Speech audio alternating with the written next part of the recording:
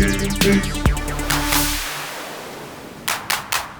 everyone, welcome to GameFace episode 457 on Sifted Games at Sifted.net. I'm Shane Satterfield, and I hate to say it, but I'm having a terrible week. But I'm hoping everything gets better right now with our new episode of GameFace, and of course, with my co-host, Matt Keil.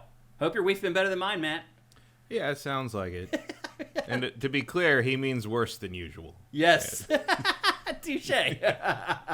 If you use Sifted, you probably know already what I'm talking about. If you've been using the site for the last 6 days now, there's been issues. So we are under attack right now. This actually happened You'll have to be more specific. Yes, I will be.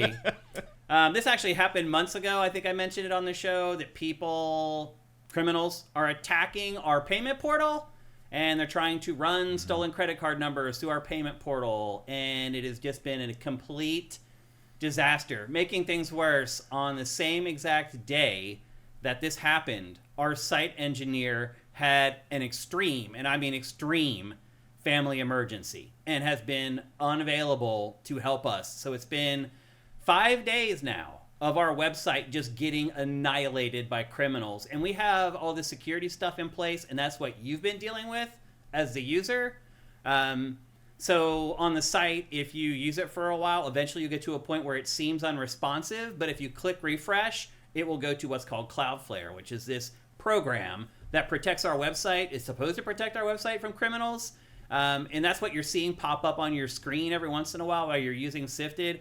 I'm not 100% sure when our site engineer is going to come back online. It was supposed to be today, but I haven't heard from him yet. And as you might expect, I'm freaking out pretty hard here. Like, I'm not going to go into the details, but there's all this other stuff that happens when this happens that I have to take care of in this back end that I'm not going to say anything more about. It has completely ruined my life for the last 5 or 6 days. Hey, there's Luna trying to make my day better. And then that starts happening, and then I have a horrible family emergency in my family 3 days later. So I've been dealing with this god-awful situation for like 4 or 5 days straight now. So any inconvenience that you've had using the site, and I do apologize for that, there's nothing I can do. I'm doing the best that I can to try to keep the site up and keep our payment portal up at this point. So fingers crossed. Again, I was supposed to hear from the person today. I haven't heard from him yet, and I'm just really hoping that he can help, because I'm at the end of my rope. And in the midst of all this, I've had to play a bunch of awesome games for you guys, which has been the good part of the week, is that there are so many good games coming out right now. In fact, we have 6 major topics in the show today. I don't know the last time we've had 6 topics in GameFace. Maybe last Q4. Probably. So we have an awesome show for you. I've just been wall-to-wall just going at it, trying to deal with all this other stuff while playing tons of games, while doing all my other work-related stuff. It has been a crappy week. Matt, I hope yours has been much better. I think so. Yeah? How was your Thanksgiving? How was your Halloween? It was fine. I didn't really do anything. Did you go to any of the stuff you were talking about maybe going to? Yeah, I went to the party the day after. Yeah. Which was like kind of hybrid Halloween All Souls Day of the Dead thing. That's cool. It was cool. Saw Frankenstein. Was it good? It's great. It's great. Exceptional. That's awesome. It's good to hear. IMAX at the Chinese theater, which is definitely the way to do it. Yeah. I mean, it's Del Toro, so it's gorgeous, obviously. I don't love all his movies, but they always look incredible. Yeah. I think you'll be seeing some Oscar nominations for From it. Frankenstein. Oh yeah. Wow. That's cool. I think you'll certainly make up art direction, some production design. But I think Jacob Elordi will get a supporting nomination for playing the monster. Wow. He's very, very That's good. not an easy gig. That's for sure. And of course it is based more directly on the book, which is very different from the version that people know from Universal movies. Yeah. So if you get a chance to see, I mean, it's on Netflix this month. Oh. It's a Netflix movie. It was just in theaters briefly for, Oscar qualification. Reasons. Yeah. So either way, I mean, obviously, if you can see it on a big screen, do it, because that's where it deserves to be seen, especially considering Del Toro's visual style. There was actually on Twitter. There was an ad from the Chinese theater's official account, and it was an ad to come see Frankenstein in IMAX, and it's actually just a photo from the balcony of people watching Frankenstein with the giant screen, and it's the shot of him like pushing the doors open with the building on fire.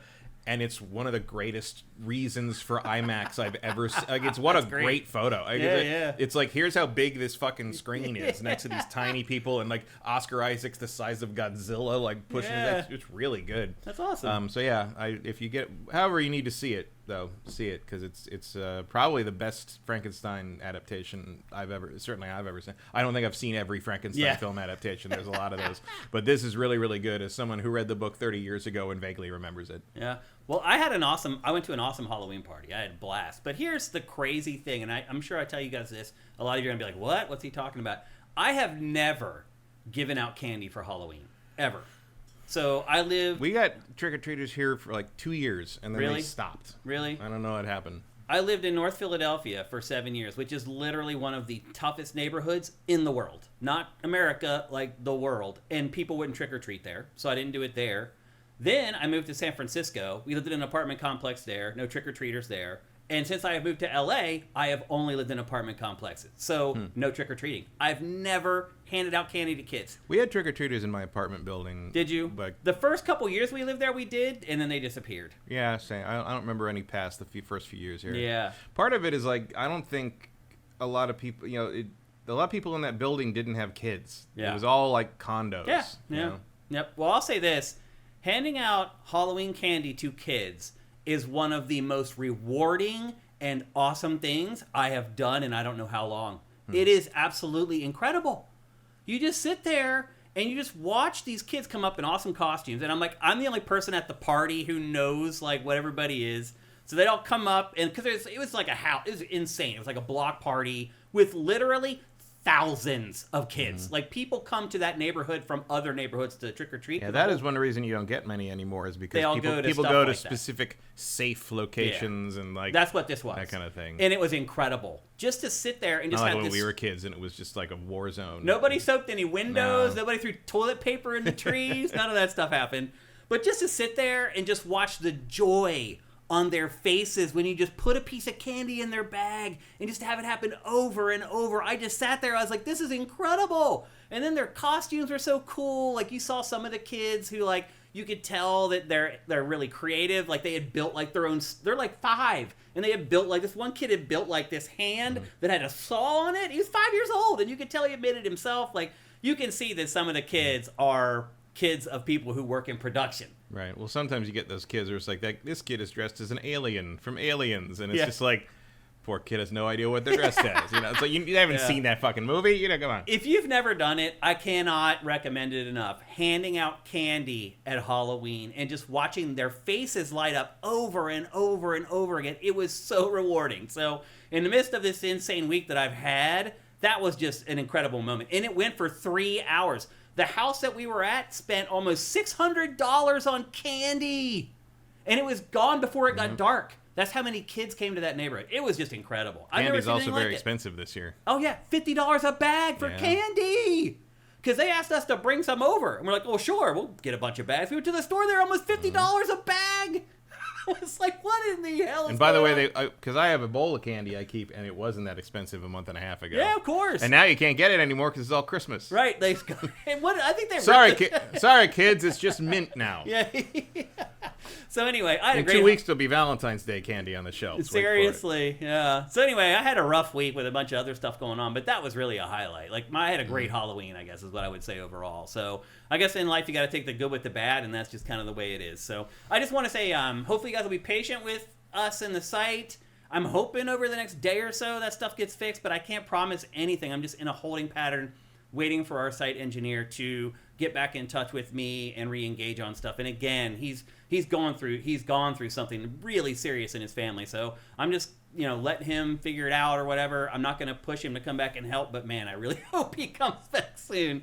So anyway, thank you for your patience. You've been dealing with this stuff on the website for the last 5 days or so. Hopefully it's going away soon, but that's how we do things here. We're transparent. We let guys know what's going on with our business, because you guys, let's be honest, you guys are a part of it. You guys support our business, and I feel like you guys have a right to understand what's going on. So anyway, it's been a nightmare for me. Hopefully it's been better for you.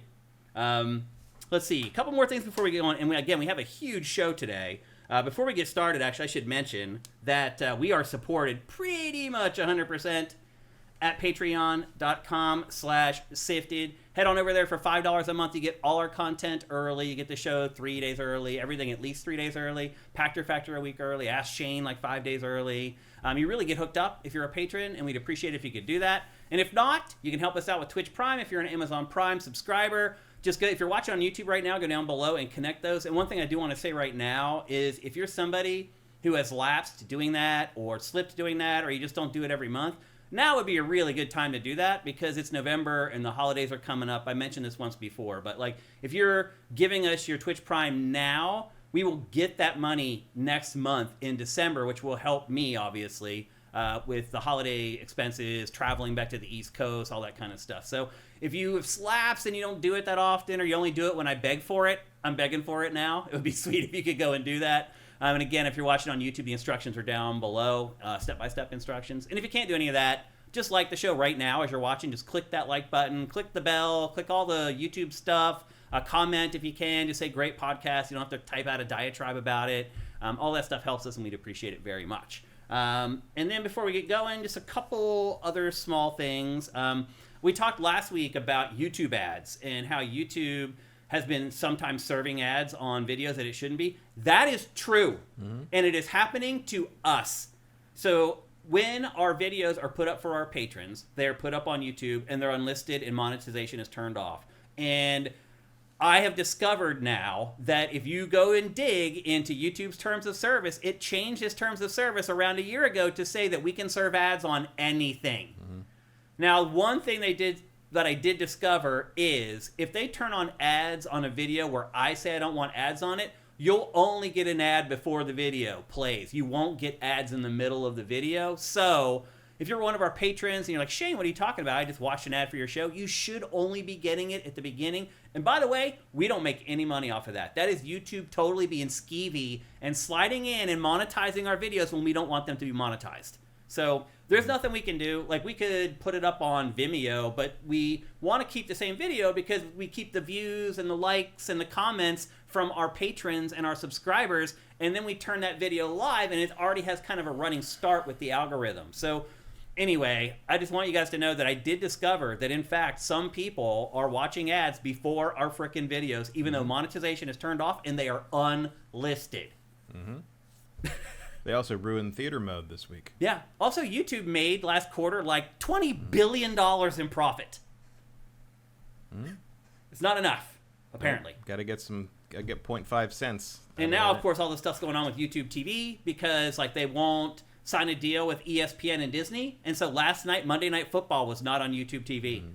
And I'm like, okay, well, if you want to take ESPN away, then my bill's going to be $30 cheaper next month, right? No. Probably not. Anyway. Just want you to know that I did look into that stuff like I always do when we go back and forth about something here live on the show, that I always go and do my due diligence to find out what the truth is, and that is the truth, and there's nothing I can do about it. So how about this? If you guys are getting ads in the middle of the show, let me know. Because you're only supposed to be getting an ad at the beginning. You shouldn't even be getting that, but you should only be getting an ad at the beginning and not another one. Vincent says, YouTube said if Disney is gone for a month, you'll get a $20 credit. Okay. That'd be great. But anyway, so lots of weird stuff going on at YouTube. Also, a little tidbit that came in today. As of right now, its first like handful of months on the market, the Switch 2 is the best-selling console of all time in its first 4 or 5 months, which I'm surprised to hear. All right. I was surprised to see that today. So $450, not a problem. Yeah, I guess not. $80 Mario Kart, not a problem. Not a problem. Also, that Mario Kart sold like 10 million units already or something crazy. Even Donkey Kong Bonanza has sold 4 million units, which is crazy. I couldn't believe that. I mean, what else are you going to buy? Yeah, I guess that's true. I think a lot of people just got it with Mario Kart or whatever, but then probably you're right. The one game that they bought after that was probably Donkey Kong Bonanza. So anyway, let's check in with you guys before we get into the heart of the show. And we can't spend a ton of time with chat today because, again, we have 6 major topics, but I want to get you guys in here and see what's up. Cinetyke, look at you gifting Tier 1 subs. Thank you, brother. That's awesome, man. That's great. Eric Carmena says, W Nintendo. It is definitely winning. There's no doubt about that. That's awesome, Cinetyke. Thanks, man. Appreciate that. And I'm sure our community appreciates it, too. What else we got up here? Cinetyke watch streak reached 3 stream streak. Right on, Cinetyke. That's something to celebrate. Justin Horman says, I have a friend who lives on, go away, you stupid icons, something Boulevard or whatever on Satellite Beach, and there's like a block party on Halloween every year. You can even search Sherwood Satellite Beach Halloween and find videos of it on YouTube. Yeah, the place that I was at, it was like a 4-block grid, and everybody just had their houses all tricked out with crazy decoration. It's insane. This one house had an octopus on the roof, like busting out through the roof, and then the tentacles coming out the front of the house and out of the front window. Like gigantic. It was crazy. Like, it's really awesome what those people do. So yeah, I recommend doing Halloween right if you can. Emperor Dread says, this is the second year I've lived in a place where kids trick or treat, and I agree. It rules to give out candy. It really does, man. And I can't think of anything that warmed my heart more. It was just one moment after another. I was like, oh my God, this is like almost overwhelming. Eric Cartmena says, I left a plate of candy out while I went to the theater. And which means that 2 kids rolled up and took it all. Yep. Oh, there it is. 3 trips in, some kids took the whole plate. Yeah, that's how it works, man. They're not going to just take one. AJ the Legend Watson said I had a kid dressed up as Cuphead, which his dad did for him. That's pretty sweet. But like everybody I was with, like hanging out at the house that I was at, none of them knew what any of the costumes were. And I would call them out, and the kids loved it. Like, if you called out what their costume was, that kid would turn around and look at you and smile every time. There were probably like 50 Art the Clowns, which are like 7 years old. And the one kid, like a lot of times I would say Art the Clown, and the kids didn't even know who it was. They just bound off and have fun. But one kid who was like 6 years old, I said, ooh, Art the Clown, an evil costume. And he turned and looked at me and gave me like the evil eye. And I was like, okay, like, I think you actually watched the movie. So anyway, it was a blast. I really, really enjoyed it. I highly recommend it. Anything else in here before we get going? Justin Horman, I love giving out candy. Yeah, it really is awesome, man. Vincent, have you 2 voted yet? We did. I did. You haven't yet. I'll put it in the Dropbox after we do this. Yeah, I voted on the way over here. Everybody should vote today, wherever you are. Everybody go vote. It's very important. And then next year at this time is very important. So. Yeah, the thing, California's just one thing. Right. So. I've never seen a ballot like that with just one option on it. It's crazy. Well, I remember when they did the governor recall. No, right. That's right. That. I had to go and drag my butt in to vote for that. It was great. Yeah, I was wondering about those Cloudflare notices. Yeah, that's what's going on, guys. That's, again, I am always transparent with you guys and let you know what's happening. Watch streak reach. Is this a new thing, the watch streak? Yeah, I've never seen that before. Yeah. My watch streak is way higher than that. our watch streak could be off the charts. Yeah. I never miss it, really. Yeah. Teddy6008, thank you for Twitch Prime. That's awesome. We always talk about this on the show, guys. Like, our big fans, they help us out with Twitch Prime. It makes a big difference for us. So it'd be great if you could find a way to do it. David5807, thank you. Erebus Jones, good evening to you. Good sir. FriedX, hey, Shayna sent a message to SIFTD regarding in that game tune, and also Blue Sky. Yeah. So basically what I do is I wait till the end of the month, and I send out all the free games for the month at the end of the month. So FriedX, you'll get a game from me here in the next couple weeks or so. And I did get your message, just so you know. And I think that might be it for Twitch. Invasive Motto, thank you for Twitch Prime. And Fight JK, thank you as well. Any others? Snoop Dogg 1971. Aussie Brit 2000, thank you as well for Twitch Prime. That's awesome, people. We really, really appreciate it. Again, if you're somebody who kind of lapses on that, it would be awesome if you could do it the next couple months, man. It helps me a ton. My cash outlay is huge over the next couple months, going back home to the East Coast and everything. It would be a huge help for me. Saw some kids dressed as Chainsaw Man from Nightwing 3060. Yeah, it was pretty amazing. Like, I also saw a lot of the girls. When the parents were making the costumes, yeah. the kids end up as some strange things. Yeah, it also seemed like all the girls were kind of dressed as like this one common thing where they had a big braid that went down the back of their head. I don't know what it is. Nobody knew what it was, but like it seemed like half of the girls all had it. Probably K-pop demon hunters. That'd be my guess. And we saw a bunch of those, believe me. Like the other half of the girls were dressed like K-pop demon hunters. And everyone at the house I'm at is like, what the hell is that? I'm like, oh, you're old people. I don't even really know. I know they're like a K-pop act or whatever. That's about it. Emperor Dread, thank you for Twitch Prime. Oh, yeah. Too Quick Capri says the governor recall actually had 2. It did. That's right. The watch streak has been on other channels for a while. I think they just enabled it for everyone. Interesting. Okay. That would be K-pop. So the braid is K-pop Demon Hunters. Yeah. All right. Fair enough. All right. Well, we are about ready to get on with the business of GameFace episode 457. But before we do that, here's a word from our sponsor, L to the S to the cream. It's LS Cream, the fine cream liqueur crafted by fellow gamer and sifter Stevens Charles. Inspired by the Haitian drink crémasse, LS Cream delivers an award-winning experience with every single pour. One sip and you'll see why. It's a party favorite. The silky blend of fresh cream and premium neutral grain spirits mixes great with everything. I dare you to put a shot in your coffee. I've been drinking it for years and still, I find new combinations that taste incredible. LS Cream is the kind of drink that keeps surprising you thanks to its notes of vanilla, cinnamon, nutmeg, and coconut. Take it to any gathering and watch it steal the spotlight. We've never seen anyone resist. Ready to join the fan club? Head to creamls.com/sifted for recipes, retailers, and online orders. That's creamls.com/sifted. That's right. Crémasse Dad Ass with the Cream Team. Go to creamls.com/sifted. We're all about the LS Cream 5K challenge right now, and we're kind of getting down to it because, as you guys know, around mid-December, our last episode, it's usually like December 15th or the 17th or something like that. That will be our last reminder to tell you guys to get in on this. So we're only about 4 or 5 weeks out from this thing kind of being closed off. However, technically, you can enter until December 31st. Just go to creamls.com/sifted. You can win $5,000 USD if you create the best drink using LS Cream. First thing you got to do, like I said, go to creamls.com/sifted, register there, look for the contest forms. You can't miss them. They're front and center. After you registered, fill out the contest forms, sign all that stuff, and then it's time to make your drink. Make yourself a drink, take a picture of it, make it look cool, dress it up maybe with some Thanksgiving flair or something like that. I think that's the kind of stuff that's probably going to put someone over the top. Having a really cool photo where you take the time to like dress it up or whatever, because I think everyone's probably going to come up with awesome drinks, because it's hard to not come up with an awesome drink with LS Cream.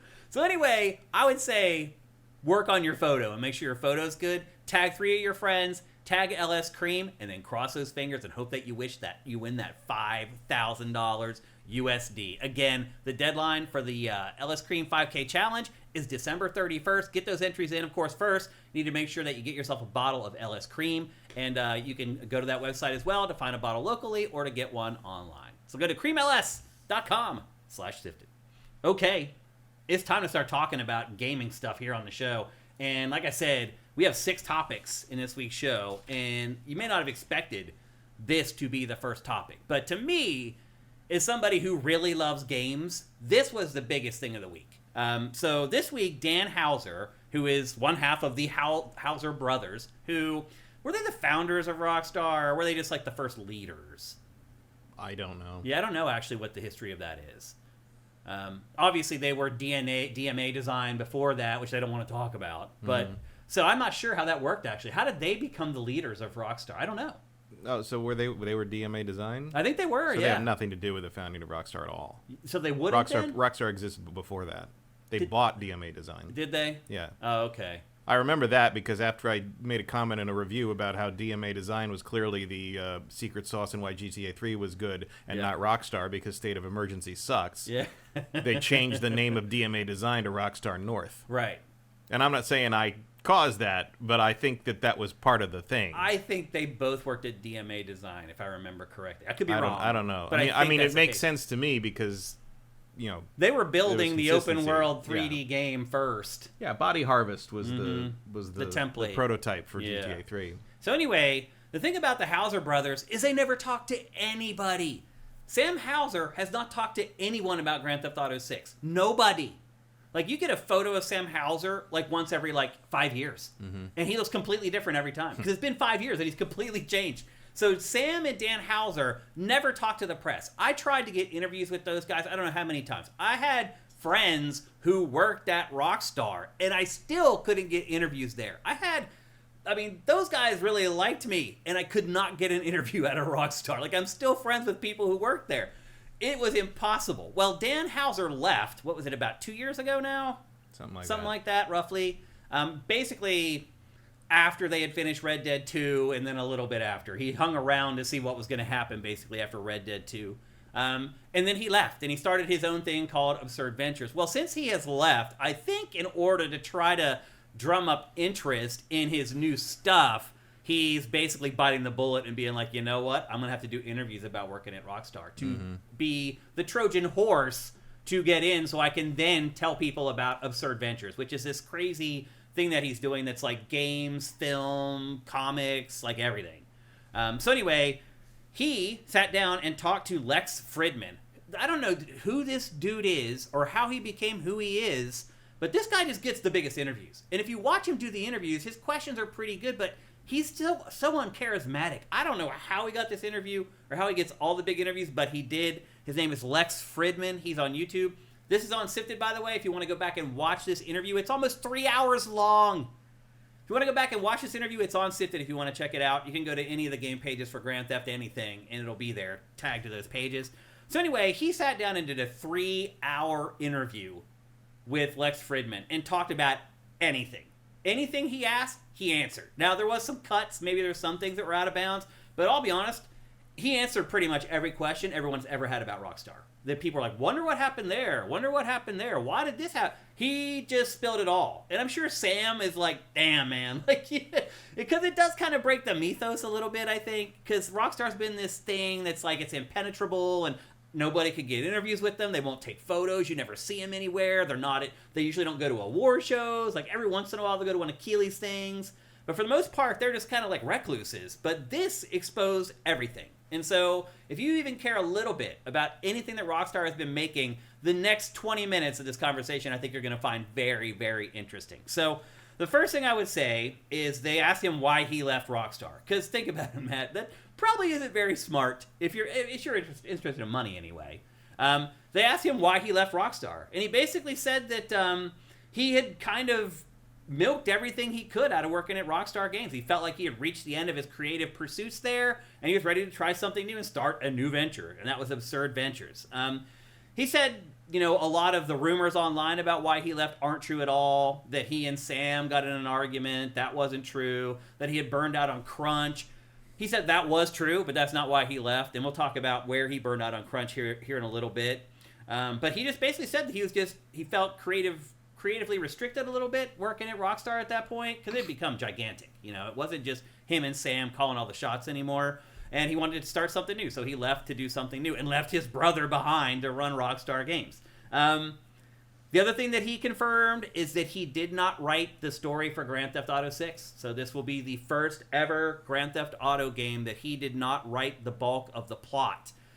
He said in relation to Grand Theft Auto that it doesn't bother him that much that somebody else is writing it because it's not something where generally characters carry over from one game to the next, that it's kind of like each game is its self-contained kind of thing, and that he doesn't feel like he has as much ownership and agency over GTA as he did on some of the other properties where he had a little bit more influence and a little more power as far as inside the group at Rockstar Games is concerned. So, other properties being what? Red Dead? Yeah, we'll get to them. Because, I can't think of any Bully others. and, yeah. I mean, that's a bold thing to call a franchise. What, Bully? Yeah. Well, he talks about why that didn't become a franchise. We'll get to that as well. So anyway, he says that he's very excited for Grand Theft Auto 6. He wouldn't say how much his brother has told him about it, but he did say that he's very excited for it. And he does have a little bit of jealousy. He said it's weird for the game to be about ready to be launched and for him to not be a part of it and to have kind of that moment where you've been working on something for so long and it's finally coming out. He also talked, though, about one of the issues that he's had working in game development his entire career is that moment when you finish the game. He said he said that it's common among game developers to become depressed after they finish a video game. Have you heard of that, Matt? Yeah. I have not, actually. Mm-hmm. And he said that happened to him every time. Because you work on something so long, he's like, no matter how positive the response is, when you've dedicated so much of your life to something, it will never be good enough. And no matter how much it sells, or how many people tell you how awesome it is, you still feel like it's this thing that was in your life, and it was your life, and now it's gone and it's over. So kind of an interesting perspective on working on Grand Theft Auto. But for the most part, he basically said, like, everybody's had enough GTA from me. You know, I wrote all the games. He's like, I've told all the jokes at this point. Like, multiple times. Yeah. He's like, let's let somebody else jump in there and have their spin on it. You know, it's a new era. It's a new decade or whatever from the last time they made a game. But he also touched on what he called the culture of excellence at Rockstar and the intense work ethic that everybody there has, and ultimately how it was a detriment, you know, with the crunch and all the hours that they were working there. Obviously, Rockstar went through a huge thing where it was accused of crunch, and like, you know, the employees were talking to the press and saying it's horrible working here. He talked about that a little bit because he also said that it affected him working on crunch, not just his employees that were working underneath him. It also bothered him. But he said that after, with the tough work ethic that everybody has at Rockstar, that a lot of people have what's called the post-achievement depression. He said a lot of Olympic athletes have it as well, where you work on something for 4 years, you achieve your goal, you win a gold medal, and you're like, now what? So he compared them developing their games to Olympic gold medalists, which might be a little bit of a stretch, but okay. He also talked about why Grand Theft Auto is only set in America. He said that they obviously... Except that one time. Well, the London one was like a top-down, like 2D game or whatever. And he said that they had kind of worked a little bit on something set in London or whatever. And he said when they started to really work on it in earnest, it just wouldn't work because nowhere is as absurd as America. And he said that's the thing. He's like, America is so insane that the jokes just write themselves. He said, cities in Europe, he's like, it's hard to write jokes about them. He's just like, the satire writes itself in America, and he's like, I can't speak for anybody who's still working on the GTA series, but he's like, when I was there, it was established that it would never leave America. So if you have hope... Budapest is not especially hilarious. No, it is not. So if you had hopes of GTA going to different territories, it appears that is not going to be the case. But yeah, he said that all the satire and the themes are just rooted in American culture, politics, and consumerism, which is the big thing. He said that's one thing that really sets America apart from a lot of other places. It's just... Well, also, I think anything with car in the title is going to default to America as well. Like, how much Grand Theft Auto really happens in Europe. Yeah. And then he also was asked, like, why is GTA so successful compared to other franchises? Because other franchises there's criminals and they're open world or whatever. But he basically just said that, like, it's just the way that we work. The series sustained success is because we work hard and we take a long time to put out our games. He's like, so we work as hard as studios do to make a game in 3 years, but we take 10 years. And he's like, in that amount of time, the technology leaps, the gameplay concepts leap, and so they can take advantage of that. So every new GTA is like a brand new big experience where if you're putting out a game every 3 years, every 4 years, you're seeing incremental increases. I've always believed that, because I criticized Vice City for that pretty heavily in the review and got death threats for it. Of course. But I've always believed that they learned something from that. Not from my review, but from the fact that, like, oh, this didn't change enough between 3 and Vice City to do, and so the next, San Andreas took a little more time, added a lot more stuff, and then they have never done like a weird incremental, like quick turnaround thing again after Vice City. Yeah. And I think that's because they must have realized, like, if we just keep doing this, they would have Assassin's Creeded it, basically. Yeah, probably. So it works. Whatever they're doing works because they end up making more money than anyone, even though they're not putting out games every 3 or 4 years. There's something to be said for every time a game in a particular series comes out, it becomes an event. I think a lot of series make that mistake, or sometimes they lean on the idea that it's not a big deal unless it's a number. Yep. I think Kingdom Hearts screwed that up. Like, because the thing about Kingdom Hearts is, like, it got tiring, all these spin-offs coming out, but when you play the games, 2.5D dream drop invert. But when you play the games, you're like, oh, these aren't like you can't just play one Kingdom Hearts 1, 2, and 3. You have to play all of that to understand what's happening. Going on. So, like, it's just everything becomes like a gag, and, like, whereas GTA is like, you're never gonna confuse GTA 4 for GTA 5 for GTA 6. Never. Right, whatever you have to say positive or negative about the GTA games, each one of them the instant you see one. Yep. And then he said that the rumors about Trevor DLC for Grand Theft Auto 5 was true.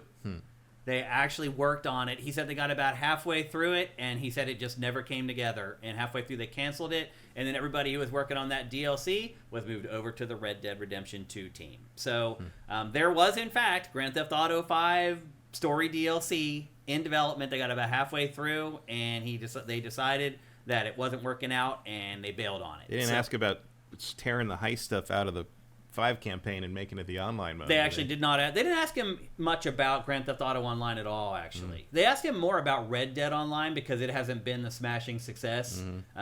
Because that's my big question is, like, it always felt to me like it was very obvious that the heist stuff was supposed to be a bigger mechanic in the main game. Yeah. Where you're planning heists, and because they go through all this stuff about leveling up your heist characters and building your team and choosing the team for the job, and this kind of job, or that kind of job. And then you do it like 3 times, and 2 of them are like railroaded through as story events. Yep. So I always felt like that. And then all of a sudden they come up with the heist DLC, which actually has all that in it.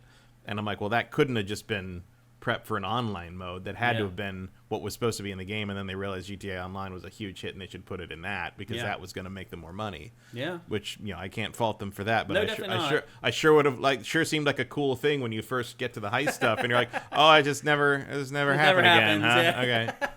And then you're right, they just loaded up GTA Online with heists. That's kind of all it was like an online heist simulator, especially at first. Like, it's really blossomed over time. But when they first put them in, it was like, I mean, it got us back to GTA Online, like my online group at the time. Yeah. Like, we hadn't pulled that game up in a year, I think. Yeah. So, I mean, I can't argue with their logic, but I sure wish it had been part of the game. Agreed. Part of the single player. Yep, I agree. And then he said that the beginning of the end for him at Rockstar was Red Dead Redemption 2. He said it is his favorite game. It's the game that he is most proud of creating, but he said it literally almost killed him and everybody that worked on it. He said that no one who worked on either of the Red Dead games has good stories about it. Like they were all they were both nightmares. I mean, he admits it was a crunch nightmare, and the people were working crazy. So was he. He was working like insane hours, and he said that the game within 3 years was over budget already, and then obviously it took another 4 years, and so he said that was like 4 years of him going into meetings with the publisher and explaining to them why they needed another $300 million to make this game about a cowboy with tuberculosis. He's like, how do you go into a meeting with a bunch of executives who haven't been working on the game and explain to them why a game about a cowboy with TB is something they should put another $200 or $300 million in? And so he said throughout the course of development of this game that he just had so many second thoughts and was like, oh my God, this is going to end my career. This is like, he felt guilty for making all his people work crunch, but he had no other choice because they were already over budget. And so he basically just like buckled under and just got it done. And he said miraculously somehow the game finally came together, making it his favorite game that he ever worked on. And the other thing that he said too was talking about, is it okay to talk about what happens at the end of Red Dead 2 at this point? Yes. Yeah. I mean, something really bad happens to the lead character at the end of the game, and he said that decision was a really hard one, but he said that once he realized that he was probably thinking about moving on, that it became an easier decision for him to make. So, and if you've played it, you know what I'm talking about there. So, the one thing he did... It also makes sense given the timeline of the story between Red Dead 2 and 1. Yeah. He also said that the one thing that he said he won't be sad when Grand Theft Auto 6 comes out. He'll be happy and he wants to play it and he's excited for it. But he said he does believe that Rockstar and Take-Two will do Red Dead Redemption 3.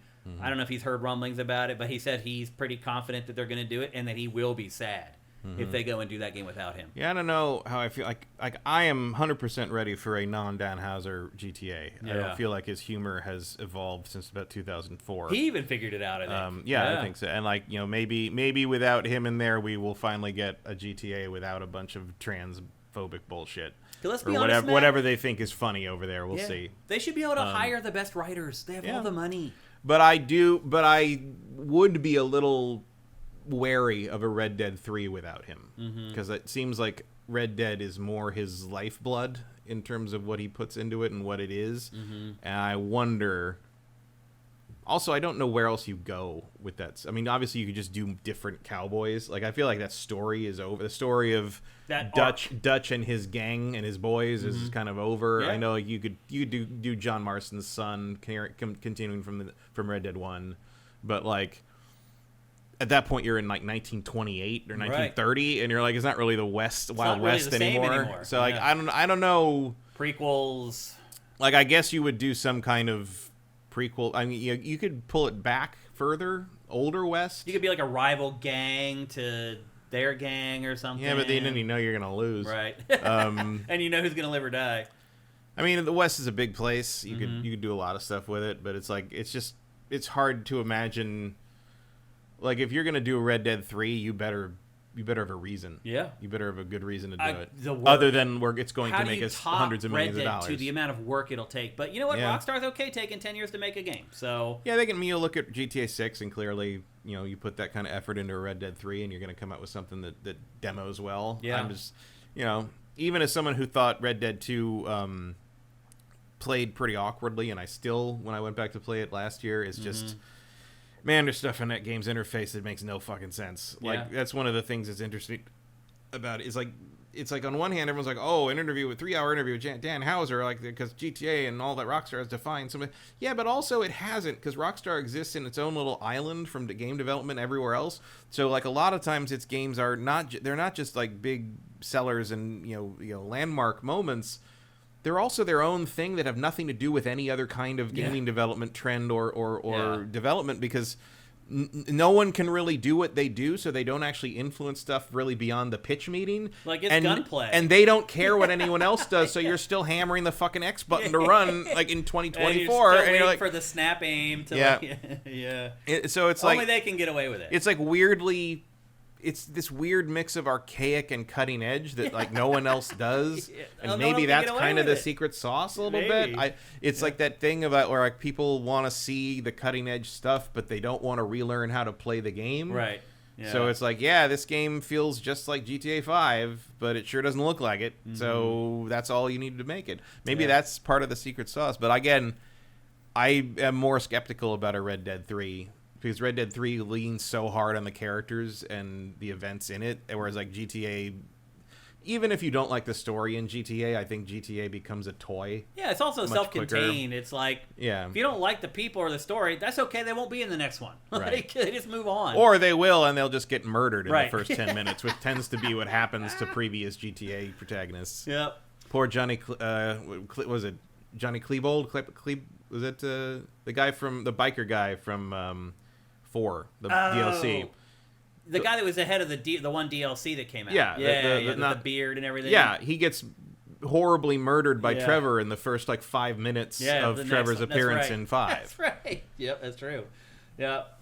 And then, again, Lex Fridman did a great job interviewing him. He then moved on to Bully 2.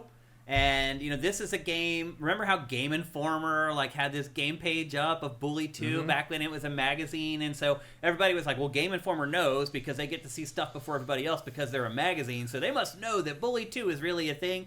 And as it turns out, Bully 2 never really was a thing. He said that they had pitched it around, they had thought about it, but, ultimately, they just didn't have the time to do it because it takes 10 years for them to make all their games. And at that point, they had kind of turned the page on...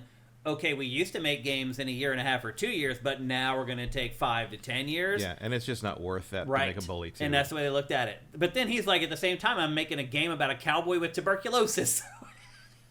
Yeah, but that's more compelling than... It reaches a wider audience than a snotty punk at school. Yeah. Dickhead private school kid goes to high school or whatever. I mean, I guess it would be college this time. Yes, he said it was just a matter of prioritization, and would never be the main priority, and so eventually it was just tossed aside. Unless you want to expand Bully out to the whole town or something, which would be like... Then it would be Bully, Now you're just making GTA with no guns. With a kid instead of... At that point, you might as well set it in Europe. You're right. That's a good point. France Revolution. Let's go for it.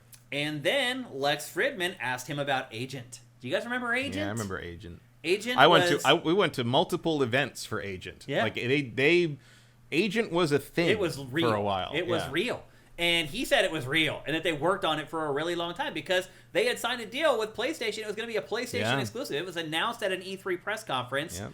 And he said that I remember being at an agent party at like Comic-Con one year. It was like the party was specifically for agent. They had dancing, no game there or anything. No game, but they had like dancing girls dressed as like secret agents and like it was specifically for agent. It wasn't like the Rockstar party. It was the agent. I'm sure party. Sony paid for all. Oh that. Yeah. But like it was everywhere. Like it was. They were not shy about saying this game was coming. Yeah. So it was basically Grand Theft Auto spy game. It was an open world crime game, except you played as a spy. Right. Like this and StarCraft Ghost are probably the most famous. Like somehow never happened despite endless amounts of promotion games of that era. He said that they had 5 different iterations of Agent. That they went through 5 different legitimate attempts, not just like writing something down on paper and thinking about it, like actually putting it into production and working on it for a while, 5 times before they realized that you cannot make an open world spy game. It just doesn't work.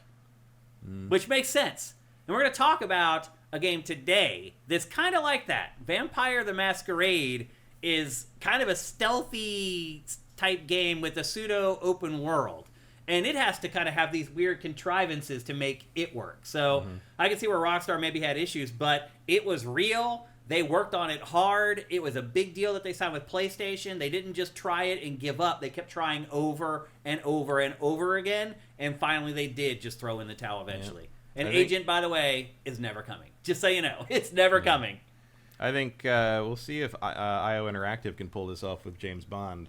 Which is not open world, obviously. But it's like I think that's probably why people have struggled to figure out the secret agent spy formula, and they never quite got there. Like I guess Splinter Cell sort of did it a little bit. We'll see. Like, it's a hard thing to do and still make it fun. That's the thing. You got to make sure it's still fun. And I do feel like Red Dead 2 skirted that line a little bit, where there were times where I'm like, I'm not really having fun playing this. There's a lot of not fun in Red Dead 2. Oh, for sure. But it does make you appreciate the times where you do. There's a lot of not fun in Red Dead 1. Yeah. I've replayed a lot of that because of the PC version, and like, man, that section in Mexico sucks. Yeah, it is. It sucks. It does. Like you're just like going back and forth and back and forth and back and forth. Like you finish the thing on the far right side of the map, and you got to go back to that like the second in command guy who's like on the far left side, and you're like, test this. And like, oh, you just take the fucking carriage doesn't get you there. You see like halfway, and then you got to ride the. It's just. Yeah. Well, you got to pick up the plants anyway. Fuck your plants. I don't care what the. Like, just let me finish this section and open that last part of the mountains up so I can kill the cougars and get the fucking wilderness trophy. Yeah. Like, it's and Red Dead 2. Anybody test this and actually play it? I don't know, man. Red Dead 2 had Red Dead 2 doesn't have as many dead spots, but there are periods where you're just like, really? Oh my God, can we? How long have we been camped outside of this town? Can we get on with it? Yeah, I hear you. So anyway, those are the bullet points from the interview. Again, it was an interview by Lex Fridman, Fridman. If you're a Sifter and you're on Sifted, it's been there.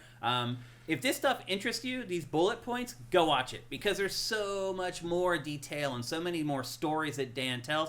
Obviously, we can't sit here and disseminate out a 3-hour interview and give you all the details from it. If you really like Rockstar and what we just talked about, you were like glued to the screen listening, go watch the whole interview. It is worth the time, I promise you. So anyway, Nightwing brings up Alpha Protocol, which is Alpha Protocol. So much promise. Yeah, I mean, Alpha Protocol is maybe the best story-driven spy thing. Like the way you can influence almost everything in that story and change it completely. Like there are the branching paths from what you choose in dialogue in that game are probably the most extensive of any game ever made. Yeah. Maybe Baldur's Gate 3 beats it now. Yeah. But like, no, you're right. Yeah, it does. Before that, like Alpha Protocol, it had the crown. Like you can take Alpha Protocol in directions you would never believe. Yeah. The problem is that between those things, you have to play it. Yeah. Yeah. It was so close. It is. If you have the PC version, which I think they delisted it at this point on Steam a while ago. That was a Sega game? Sega published it, yeah.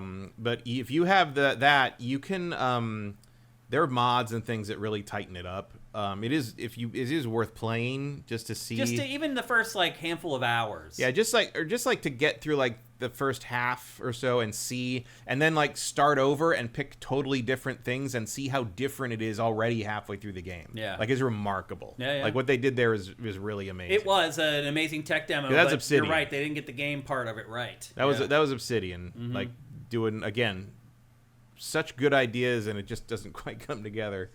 But I mean, that's kind of was also just Sega of that time. Veritas says, no chance I'd give Lex a view. F that guy. Who is he? I don't know who he is. Yeah, I don't either. I just came across his interview. I don't know anything about him other than that. And I wondered how he got the interview. I'm like, who is this guy? How did he get Dan Houser? Like, I think he's connected to Rogan somehow, which is probably why he has as much pull as he does. But I barely heard the name before this. Blitch says, I laugh when Dan said in the interview that Red Dead 2 had amazing gunplay. Yeah, I don't know. Yeah. And then Adam Hopkins 5496 says, I was intrigued by the fact that Dan Houser mentioned the next games at Absurd Ventures will be making single-player games with story-based DLCs. Yeah, that's encouraging. Yeah. We'll see if he can do it without all that money behind him. Yeah, I was going to say, let's see if any of it comes out. I mean, that's going to be the X factor. Can he make great games without getting 10 years and like $2 billion to make them? You know, like I remember when I found out that it was like, you know, the company. Oh, we're gonna do all kinds of media. Like that's a recipe for disaster. That is, yeah. Like, because like pick a lane. You wanna make something big and splashy, but like you know, what's of the things that has been mentioned of what they're gonna do. The easiest thing to do is comic books, and comic books are just gonna be a money hole. Yeah, you're not gonna make any money off of them. And of course, you're like looking over, so well, I hope you don't end up in a mind's eye situation. Probably not, because it sounds like that company is basically. They're putting out an update to allegedly, that game. Yeah, but they fucked it all up. Did you see that? I can't believe they're still working on it. Did you see they took free roam out? No. You can't free roam in that game anymore. Okay. So, and did you see who you free roam as? No. So, like, when you go to free roam, there's literally nothing to do. Right. Like, that's why I said it doesn't matter. No, I mean, literally, they take all the stuff out of the open world. You just wander around the world. There's nothing to do. But you're forced to play a specific character that they throw in, and people didn't know until they looked at the character. It's like this crazy dude in clown makeup and a giant hat with a shirt that says like eat dust or something. It's crazy. That's Leslie Benzies right it's there. Nonsense. Yeah, nonsense. That's him not happy about what's happened with that game. He's like, oh, you want to wander around? Here you go, assholes. So yeah, I mean, I imagine Dan Houser will make better choices than that guy, but it sounds like Build a Rocket Boy has problems down to the foundation as a company. Big Smoke 82 says, and I just scrolled up. Let me scroll up so I can see it. I think Lex was Joe Rogan's assistant on the podcast years ago. Okay, I can see why people don't want to support him. Well, we just gave you the synopsis. You don't have to watch it if you don't want to. I didn't even know that this happened until today. Yeah. Then what happened? That this interview happened. Oh, really? Yeah, it was a thing over the weekend. I'll be honest, I don't care. Really? What Dan Houser has to say. No? Not really. Interesting. Like Rockstar is its own little island, and how does it relate to everybody every once else? in a while they'll put out something, and they're pretty good to play. Yeah. I'll be honest, I'm not really looking forward to GTA 6. Really? Like I don't really care. Not even out of like morbid curiosity. There's morbid curiosity, I guess, but I think I know what it is. You know, like I hope it surprises us. It's been 10 freaking years. It better surprise us in some way. Also, because like I thought 5 was pretty good, but also like 5, I think was the least impressive part of 5 was the world. Yeah, like nothing really happened in it. There wasn't anything to really do. Which is kind of what GTA is. Yeah, but Red Dead isn't that. Yeah, and I was hoping that 5 would kind of go along that line. 5 just didn't advance that very much. Yeah, and like looking at 6, like the tech is obviously amazing, and you're seeing all this crazy stuff. You know, oh, wow, look at her butt wiggle, and look at like how accurate the water is on the pier, and look at all all that stuff is incredible. But am I seeing anything in that trailer that makes me think I'm going to do anything new in the game? No, not yet. At all. Not yet. I agree. Get up, kid 1284. Thank you for Twitch Prime. Appreciate it, brother. Or even new in the sense of being better. You know, I guess the thing is, like, you know, I'm the execution guy over innovation. Yeah. But like. Rockstar never executes better than what they did before, really. You're kind of right. I mean, like he just said, he's talking about how good the gunplay was in Red Dead. What are you talking about? That's like the worst part of that game. He played that game for like 10 years in development, and he thought the gunplay was good after 10 years. Like the gunplay. Maybe he like didn't play anything else. The game doesn't even let me take the guns I want with me when I get off the fucking horse. What are you talking about? The gameplay is good. Gunplay is good. Just let me take the fucking repeater every time. I just tell the horse to give me the repeater every time I get off it.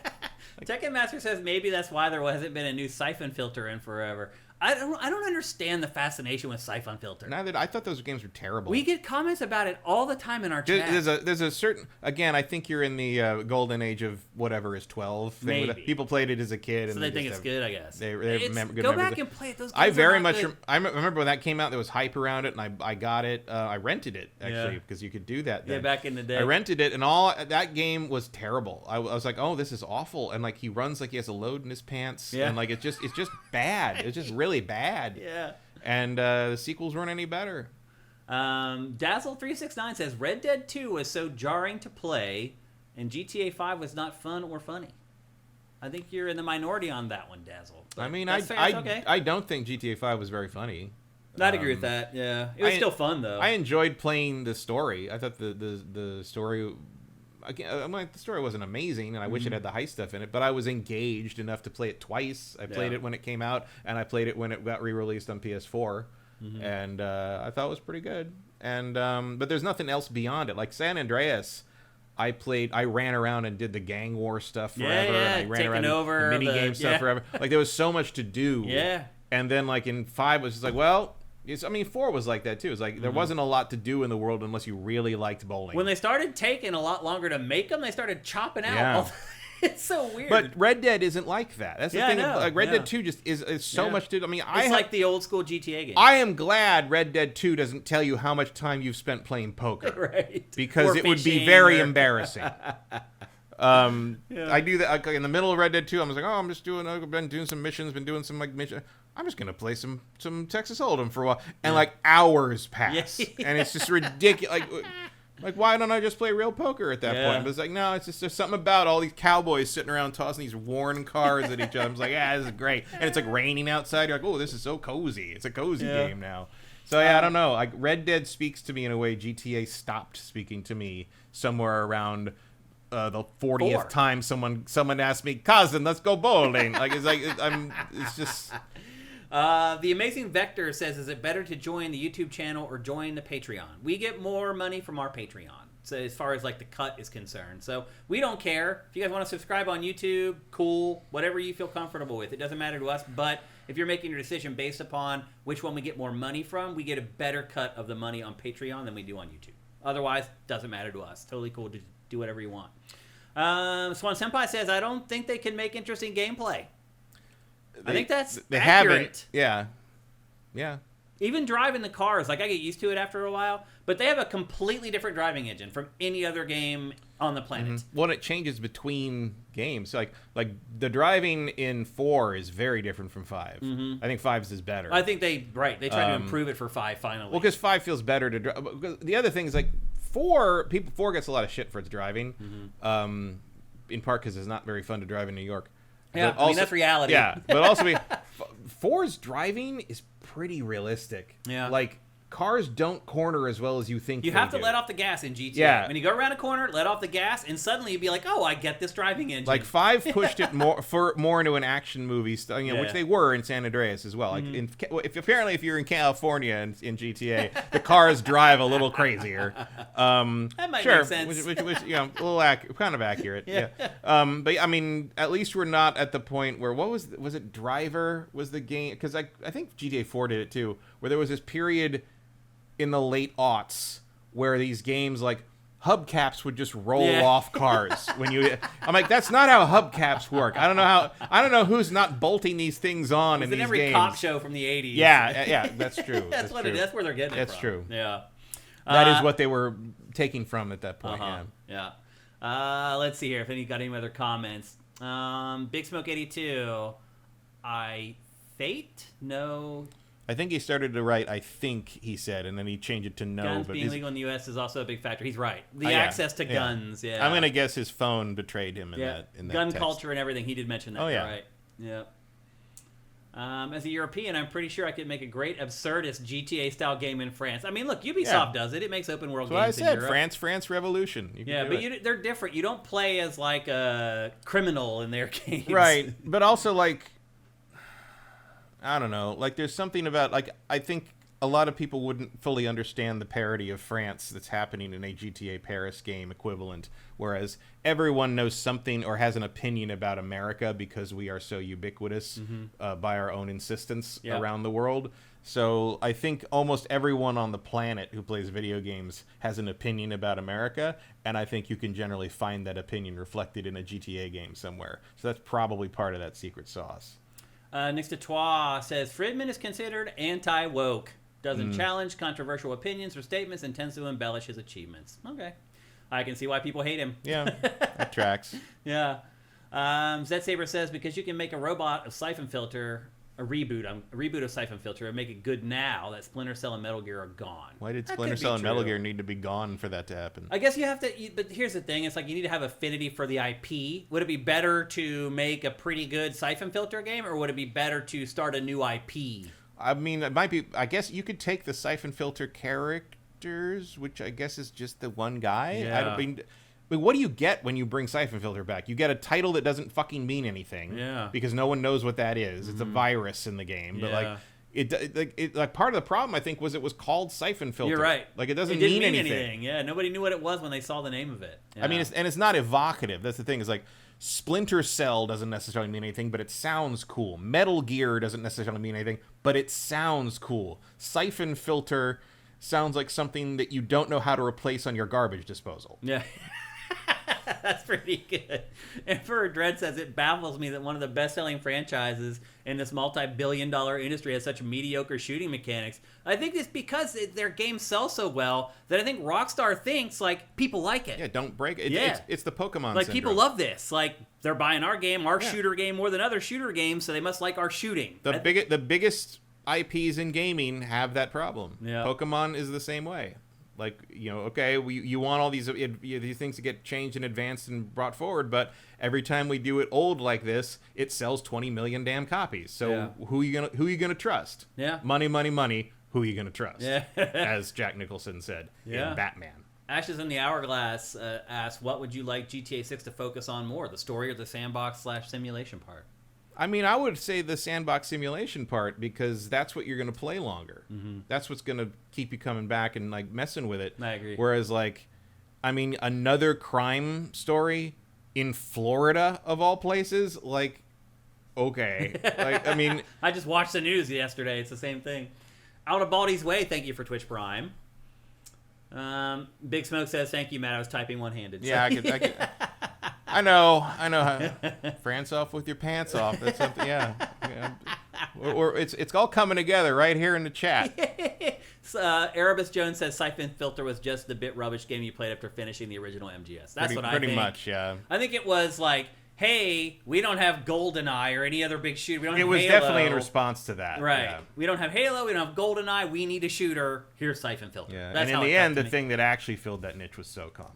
Yeah, you're right, actually. Yeah, which actually was a decent game. I liked SOCOM well enough. I liked it more. Yeah. Still, neither were great. No, but like SOCOM hit the went full multiplayer and was like it was at least an interesting thing of its own in a time when Halo was the gold standard and SOCOM was like, oh wow, you die in like 2 shots. Like it was like the tension was more present. Yeah. Whereas Siphon Filter was just sort of a bad action game. Like I couldn't tell you a goddamn thing about that. I know Siphon Filter was a virus. And the guy's name was Gabe. Yeah. And that's it. That's Gabe all I from know. Siphon Filter, yeah. All right. It's time for us to move on, but there you go. Those are all your questions about Rockstar Games finally answered after all this time. Finally, Dan Houser came out. I don't think Sam would have ever done it. So if you ever wanted to know that stuff, now you know. There's no more mystery. I think that may be bad for Rockstar ultimately, that a little bit of the mystique is gone now, but... Well, the good news is that almost no one knows this happened. That's true. So. Yep. Yeah. And now I do feel a little dirty for supporting that guy. So that's life. All right. I mean, it's news one way or the other. Yep. You gotta talk about it. Yep. And that's a good way to segue into this next thing that I want to talk about, which is the Simpsons in Fortnite, because I really don't give a crap about Fortnite at all. I wouldn't even say that I'm like a gigantic Simpsons fan.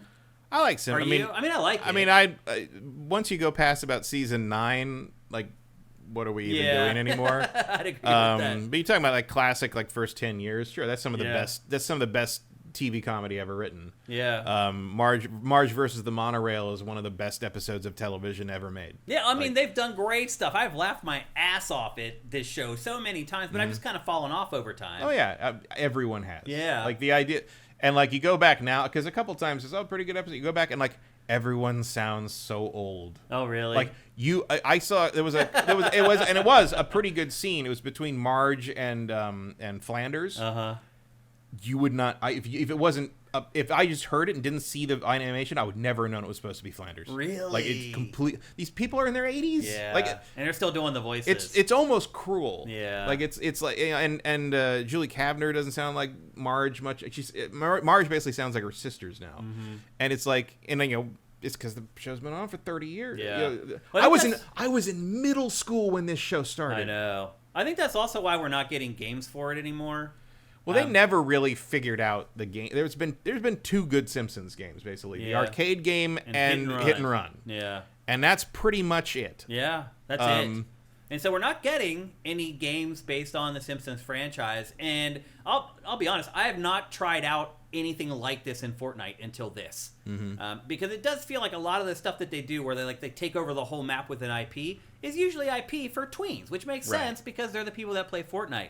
This is a pretty good idea. This felt like the first olive branch to us, Matt, where they're like, hey, like, even this game is starting to get old and long in the tooth now. Like, there might be people that started with Fortnite that are starting to, like, care about stuff besides K-pop demon hunters or whatever. And it was great to go into this world and just run around. I mean, it is amazing what Epic did with this as far as creating the map of Springfield. I just like... Well, it's also like, it's kind of fitting because as I recall, they didn't really have a map of Springfield until they had to make one of the video games. Yep. And they're like, oh, I guess we Where need does everything go? We need to figure out where everything is. I think it might have been Hit and Run. Like, this to me was one of the best parts. Before the match even starts, just flying over and looking down on all this stuff. That's really cool. Like, it's a shame I have to play Fortnite to see this. Yeah, and I will admit, Matt, that I played probably 7 matches. And once I saw the whole map, I found a couple vehicles where I could just drive around the map in the vehicle. Once I did that a couple times, I was good. But still, it got me to re-download Fortnite, update it, blah, blah, blah, and play it. And I played it back in 2019 because our B-roll had become so old that I was like, oh, I need to update our B-roll of Fortnite because we use it all the time. Hope you like this B-roll, folks, because this is going to run for the next 5 years. So anyway, I got into this and I played it, and I realized that Fortnite is the only place where this will happen, and it can happen. And I am happy to see that they're starting... Because Rockstar doesn't have the balls to do this in GTA 6. I mean, you're right, but it's like this is the only place where it can happen, and to see Epic handle this in particular with such tender, loving care gives me hope that there's going to be more IP that we're interested in that's going to come to Fortnite that we might actually dive in and play for. I don't know what that would be, though, because, like, again... Because they did Star Wars already. Simpsons is a really good option for it because you have Springfield.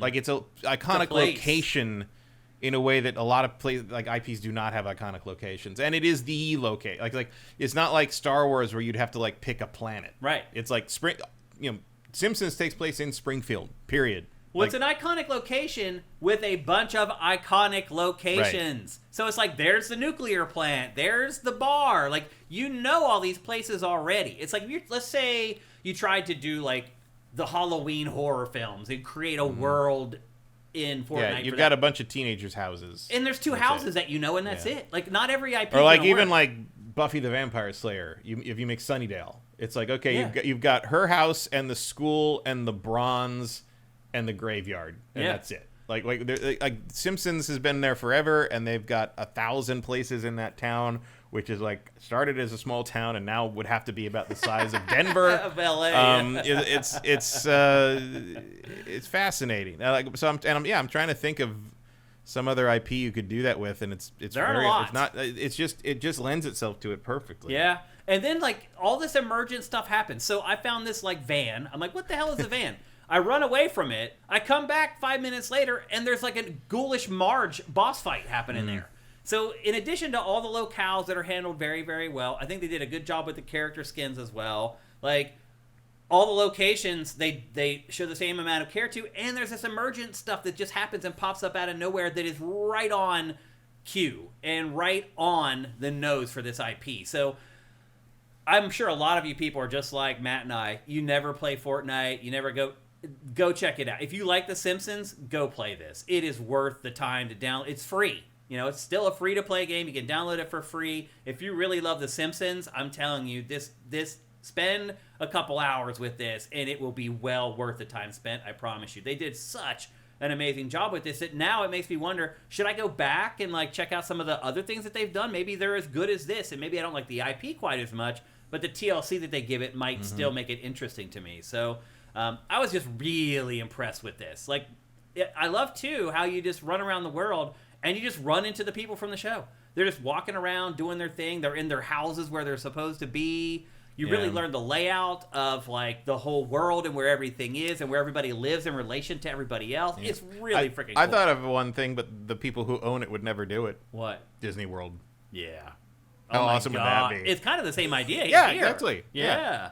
But imagine, like, just drop down into Disney World and play Fortnite. That would be pretty cool. That'd be pretty good. Disney would never You're right. That would be the other option. For it. Yeah. There aren't that many, though. No. So, look, if you're a fan of The Simpsons, I screened this for you. I went and checked it out before you had to make sure it was worth your time. And I promise you, if you are a fan of The Simpsons, go download this right now and play it.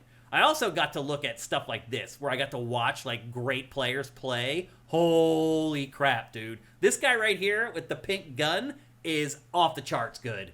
Like, watching him play was just like, dude, you need to get out and do something else. Like, it was pretty awesome just watching some of the really good Fortnite players just wreck shop in this. Like, a lot of times after I would die, I would keep watching the players play for, like, 5 minutes just to see how good they were at building and, like, fighting while they're building and all that stuff. So anyway, Matt and I are not fans of Fortnite, but we are fans of The Simpsons. And sadly, this is about the best representation that you're going to get of it. Probably, maybe ever. Mm-hmm.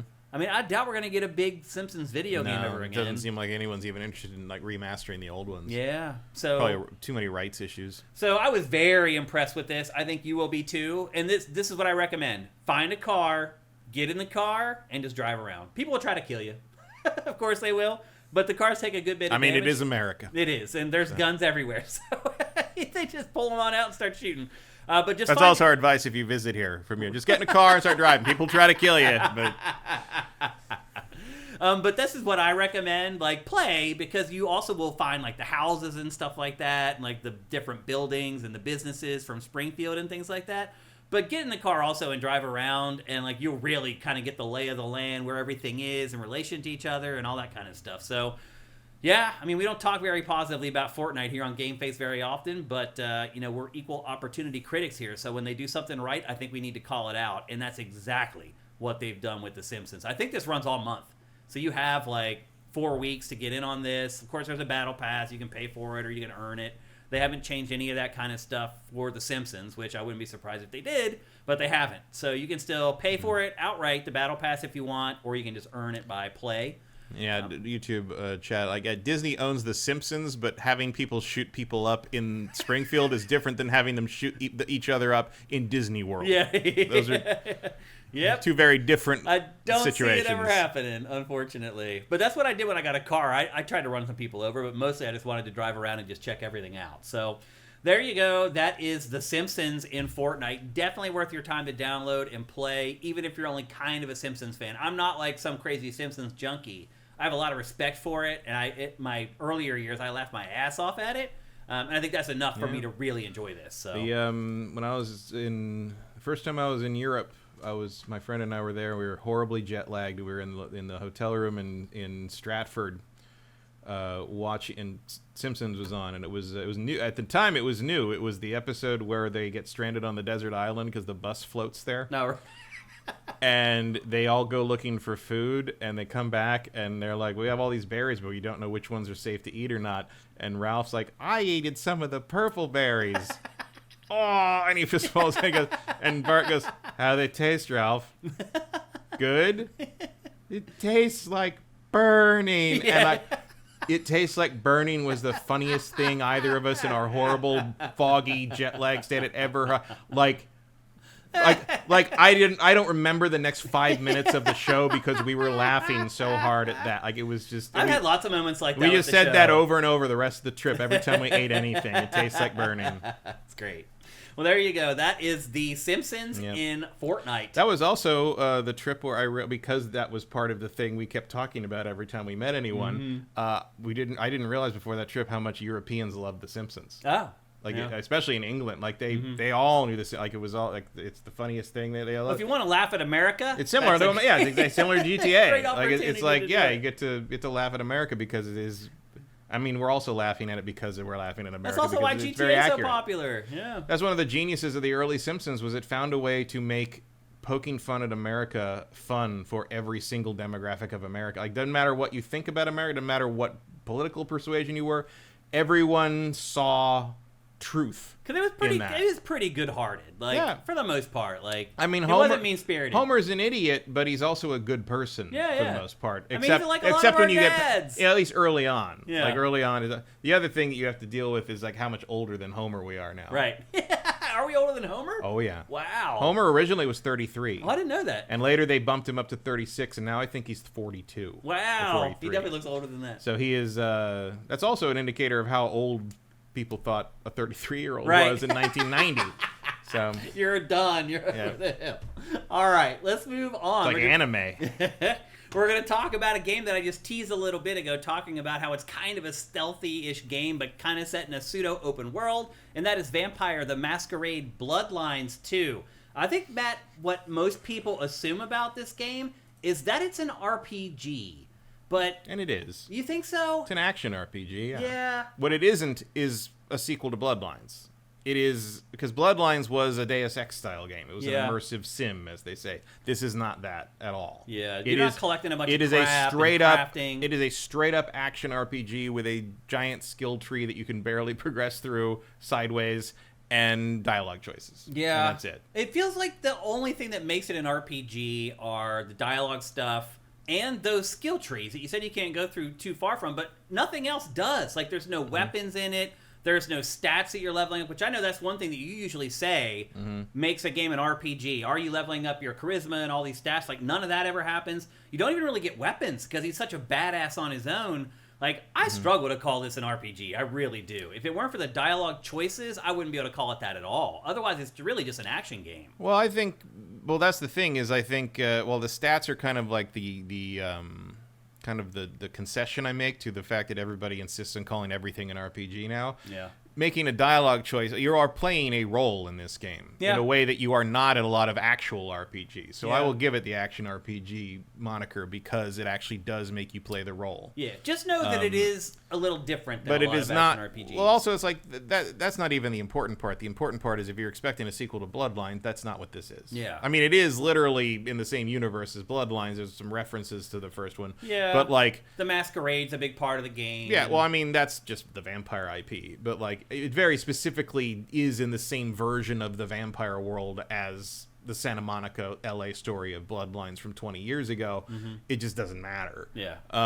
Because everything's completely different. But like the original Bloodlines, you could solve things like 4 different ways. You could play any clan in the game. You could play Nosferatu, which are Nosferatu clan and Vampire the Masquerade. Vampires. Automatically, when you become a vampire as a Nosferatu, you become a monster-looking thing. So you can't run. And the Masquerade refers to the fact that the vampires have a long-standing thing where you don't reveal to the mortal world that that vampires exist.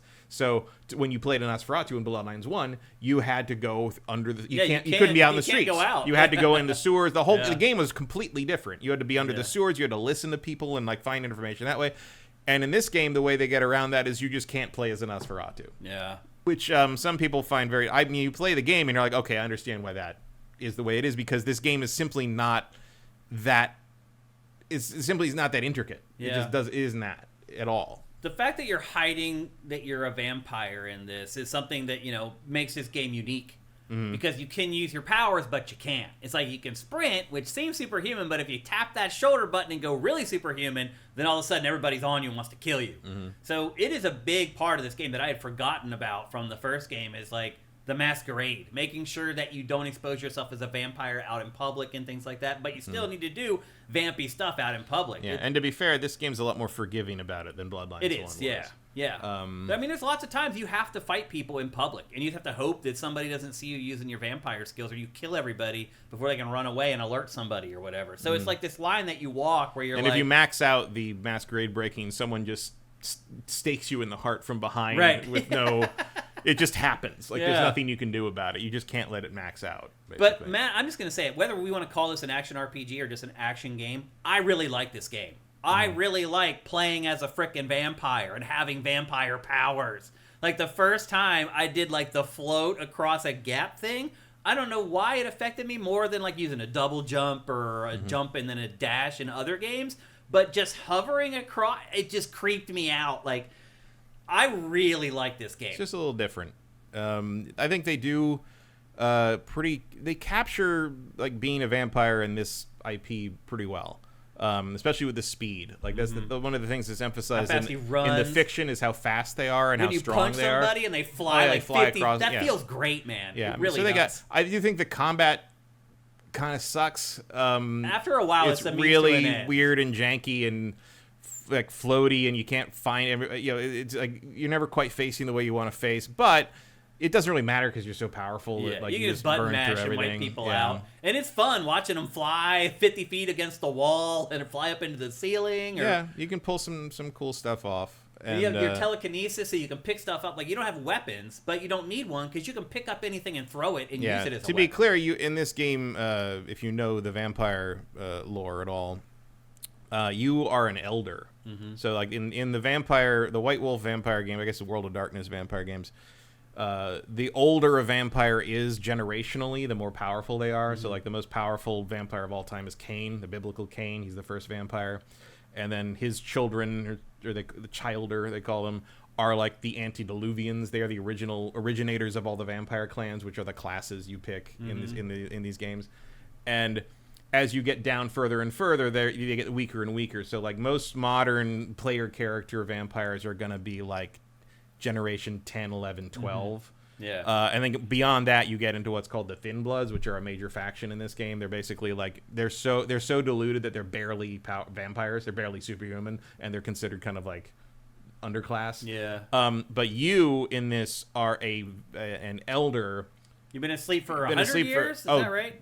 About 300. Is that how long it was? Because when you wake up, you have another vampire stuck in your head. A Malkavian private detective from 1926. It's like a gumshoe in your And head. when he tells her when he's from, she says she was around like 100 years before the birth of his nation. So I think she's about 300-400 years old. Wow. So her generation is probably 7 or 8. Oh, okay. Which makes her super powerful. Yeah. Well, you wake up in Seattle. Yeah. You wake up in Seattle after, like, you've been gone for 100 years and you've never been to Seattle before, so you're kind of like, what the hell is this? Well, yeah, because society has moved so fast. It's like you didn't even know about electricity and stuff. Yeah, there's actually a really nice scene where he kind of shows her what Seattle looks like from, like, a rooftop, and she's like, yeah, that's different. Yeah, because I mean, she obviously remembers guns and electricity and things like that. But, you know, modern Seattle is quite a reveal. If the last time you saw something, there were horses around.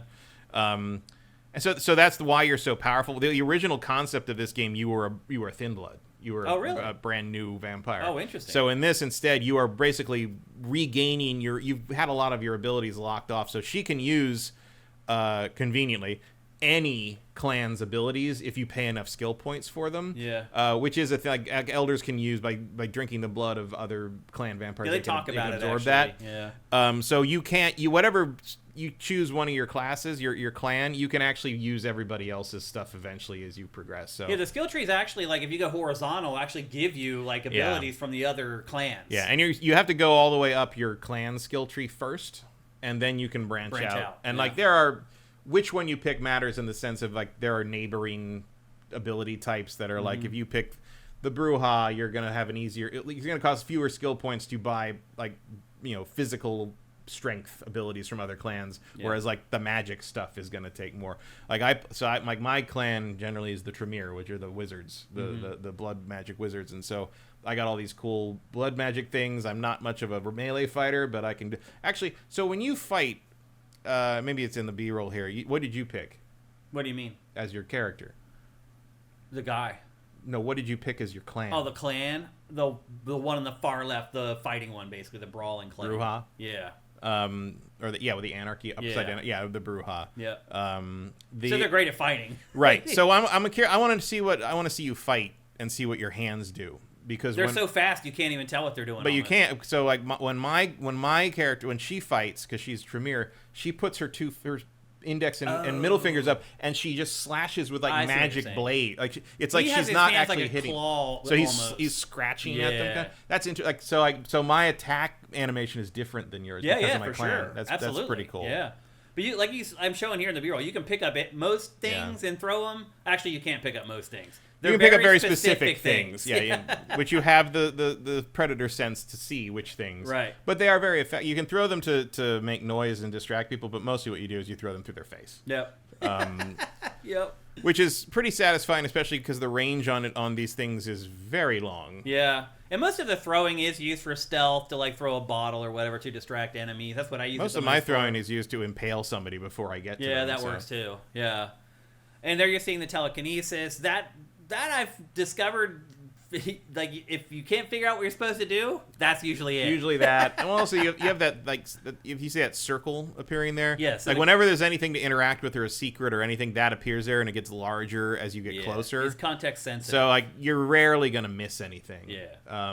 Which is when nice. the cursor circle gets really big, you need to look. Yeah. Yeah, which is a good way to do it. Yeah, I think it's great. It's a very clever way to handle it. Like, I'm actually impressed with this game on a lot of levels like that. For a game that was delayed and changed so many times, like, I was kind of surprised that there's little nuance. And it's not like the Chinese Room doesn't make this kind of game. I know. Like this is the people that made everybody's the last What Remains of Edith Finch and that oil rig thing. Yeah. That was their first kind of taste of like first person horror-ish, whatever. But I didn't really like that Still game. Wakes the Deep. Yeah. Is that what it was? That was it. Good pull. But like this is a very different thing from what they've made before. So it's interesting to see it. And like you can tell like it's there's some bare bonesiness here in a couple of things. Like this might be the worst open world I've ever seen. I don't think it really is though. It's it's an open Seattle downtown. It's 5 blocks by 5 blocks. Yeah. It's and there's nothing to do. Yeah. There's it's nothing pretty in it because it's all snowy and Christmas lights and everything. Like you can go. It is very pretty actually. It does look very nice. I've sent some screenshots of this to a couple people because I thought in Seattle because I thought they would appreciate what their town looks like.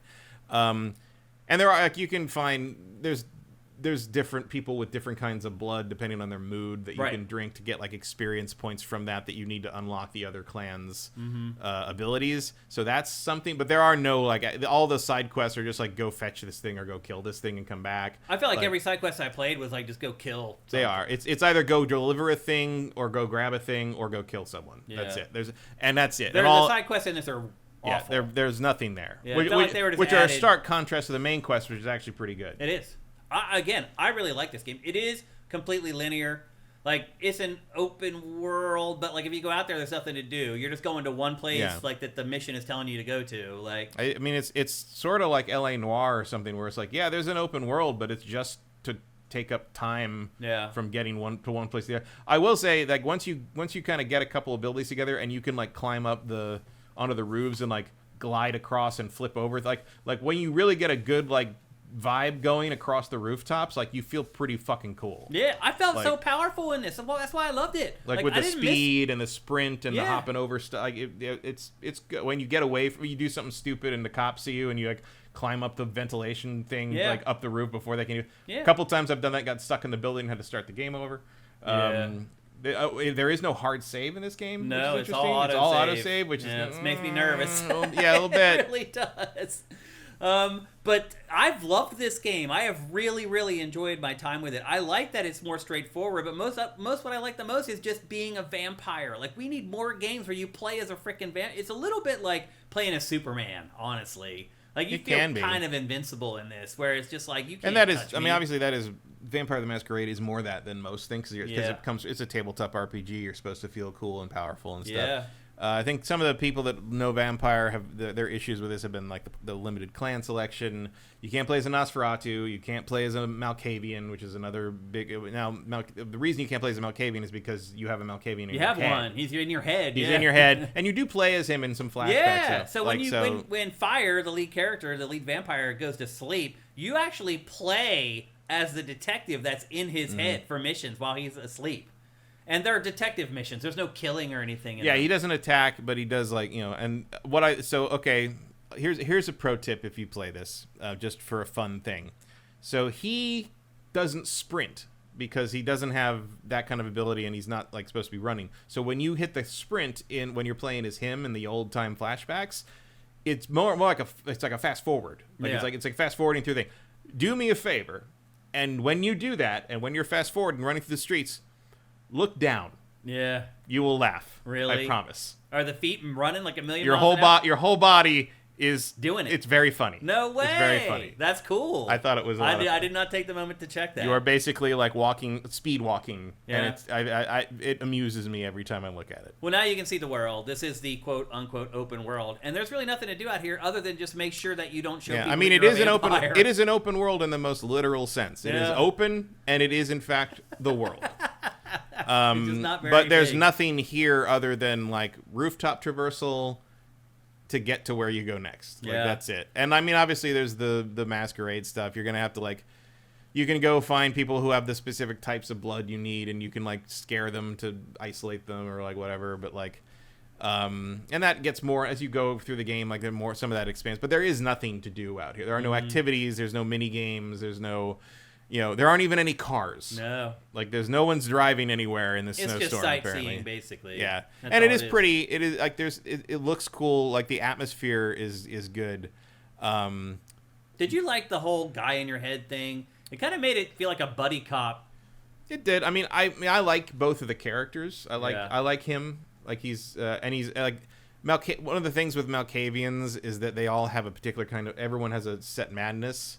And in the old games, it was more they're wacky. It's a weird. In the new ones, it's more they have a mental illness they can't really get past. And in his case, his kind of derangement is that he thinks he acts like a film noir detective. And I think that's pretty amusing. And I think he's you can react to him however you want. You can be opposition to him, or you can be nice to him. And I had my character mostly be nice to him, and I thought it was kind of a nice little buddy cop thing where they're trying to figure this thing because he doesn't know why he's in your head, right? Well, that's and you don't know why. You figure that out pretty quickly, though. But you still don't know why he's in your head. Yeah, you know what happened to get him in your head, but you don't know why he ended up there. That's the whole mystery of the whole thing. Why is he? Why did this happen to him? Why is he in your head? Why are you in Seattle? Who brought you there? Why are you awake? Because you were in torpor for 100 years. Yeah. The core mystery you're trying to solve is why are you, and why do you have this emblem on your hand? Yeah. You have a mysterious emblem burned onto your hand, and nobody knows what it is, and you're trying to figure out what happened. Yeah. And it's basically tied in, as most Vampire the Masquerade stories are. There's a huge conspiracy happening that involves pretty much every major vampire in all of Seattle. Yeah. And you have to kind of go through and figure it out and talk to everybody and play the sides and decide who you side with and kind of play politics with that until you decide who screwed you over the most and choose what you're going to do about it. Yeah, the conversations matter. It's like Telltale. You'll have certain conversations where after you're done, he'll say, she'll remember that, or he'll remember that. Yeah, and even the guy in your head, because you don't really let on that the guys in your head, yeah. But he knows all of them. See, that's why he's useful and why he's important narratively. Who you are pretty quickly. It's because vampires are obviously immortal. So even though they've been around forever, he's known some of these people for hundreds of years. Right. Yeah. And so he's all the people that you're dealing with now are all in the flashbacks to when he was a detective, right? Back 100 years ago. So. He's sort of your encyclopedia of how to navigate this world as someone who you are very much from Eastern Europe circa 1600 kind of thing. She's been around for a long time, but she doesn't know the ins and outs of modern society. So he's sort of your cheat code, which I think works pretty well. Yeah. I was pretty happy with the way the dialogue stuff worked and how there wasn't a lot of that thing where you pick a dialogue choice and the character says something that you really didn't think was going to be what that choice was. Like so it feels like most of the conversations in this game are you trying to glean information without pissing the person off. Yeah, and it can be hard not to piss be. them off because you pick an option, you're like, that seems like pretty benign, and they'll be like, oh my god. Or it's something where you're like, I really want to know this. Yeah. And the first big conversation with the female vampire. The female the snobby vampire. I screwed that up. As I'm walking, I'm like, okay, I just got that one last time I said something because I wanted to know what that was, and she got a little mad. And we're walking out, and the vampire in his name, I can't remember his name now. Frisia or something like that. I have it in my notes here somewhere. The guy in your head. What's his name? Frisia or something. Yeah. Doesn't ring a bell. But we're walking out, and he's like, well, that could have gone better. I was like, I thought that went okay. No, I thought I bailed that, and he told me the same thing. He's like, you did terrible. And I was like, I know I did terrible. Yeah, I have his name in the notes here, but I don't want to sit here and look through all of them. But I thought it was something with an F, and like one syllable or something like that. I think it does sound, I think it is one syllable. Fabian. That's his name. That's it. Yeah, I found it.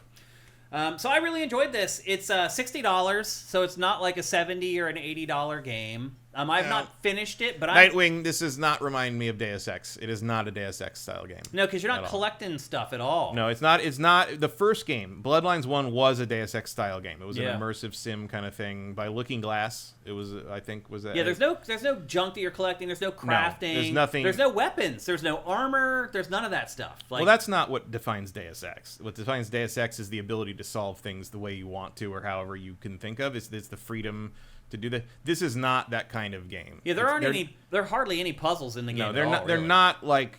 This is not a Deus Ex or a Prey or anything. It's not that kind of game. They're not trying. And I'm gonna ding it in the sense that it probably shouldn't have been called Bloodlines 2 because it is not a genre correct follow up to Bloodlines.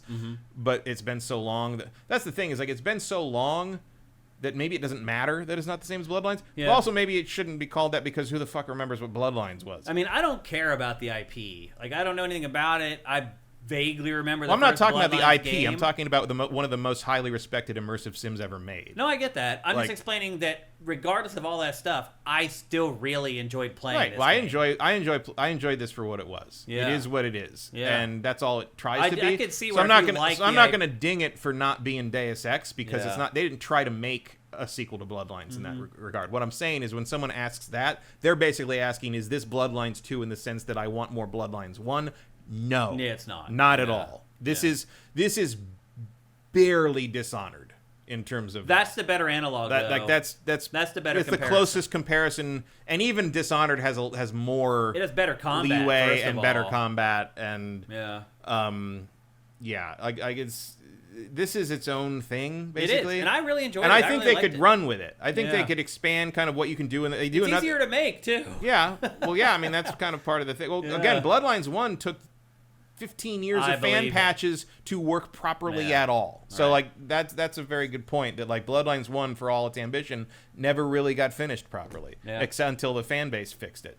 And this I think is a really good like kind of starting point if you wanted to do more of these, which Paradox seems to like they wanted to leverage it. It's certainly better than that god awful werewolf game that came out a few years ago from the same universe. We reviewed that here on GameFace. Yeah, it was 2021. that was a while ago. It's a huge upgrade. And there've been other vampire. Obviously, there was those vampire coteries in New York and things. You know, those like more straight up narrative, like almost visual novel games. They're not even really like games. This is a much more action oriented sort of adventure RPG. This will appeal to people who like to play video games instead of just fans. I think if you give this another iteration, like have put more stuff in the world, put more a little more work in the side quests, a little more now that the template's laid down, I think this is absolutely a way to go forward with this IP. And you can get it done in 3 or 4 years instead of, what's it taken, 15? Yeah. Has this game been in development for 15 years? Well, this particular one, the Chinese room version has been in development for 3. Right. But I'm saying in general, has it been 15 years?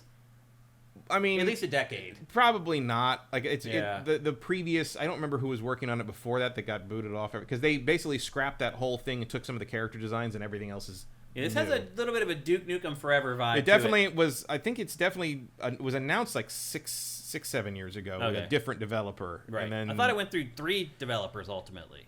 Maybe, but it was announced with someone, and then they changed to Chinese Room at some point. It may have been in development before Chinese Room that. saved the game, basically. Well, Paradox kind of foisted it on them one way or the other. But, like, they did it. I mean, they got it done. The Amazing Vector on YouTube says, definitely feels like a great springboard for another installment. Yeah, I agree. Yeah. Like, I want to play another one. Like, if you can take the way that this works and kind of do a Yakuza thing with it and just sort of churn... Because they did that with the visual novel style games, the Vampire... There's been, like, 4 of those. Yeah, you know, like, they just they're much easier to make. Yeah, much easier to make. But, like, here you go. I think you just do it that way. Like, just keep making these and iterating on this model and adding stuff and improving stuff. And I think, 1 or 2 games from now, you have a really solid AA franchise. I agree.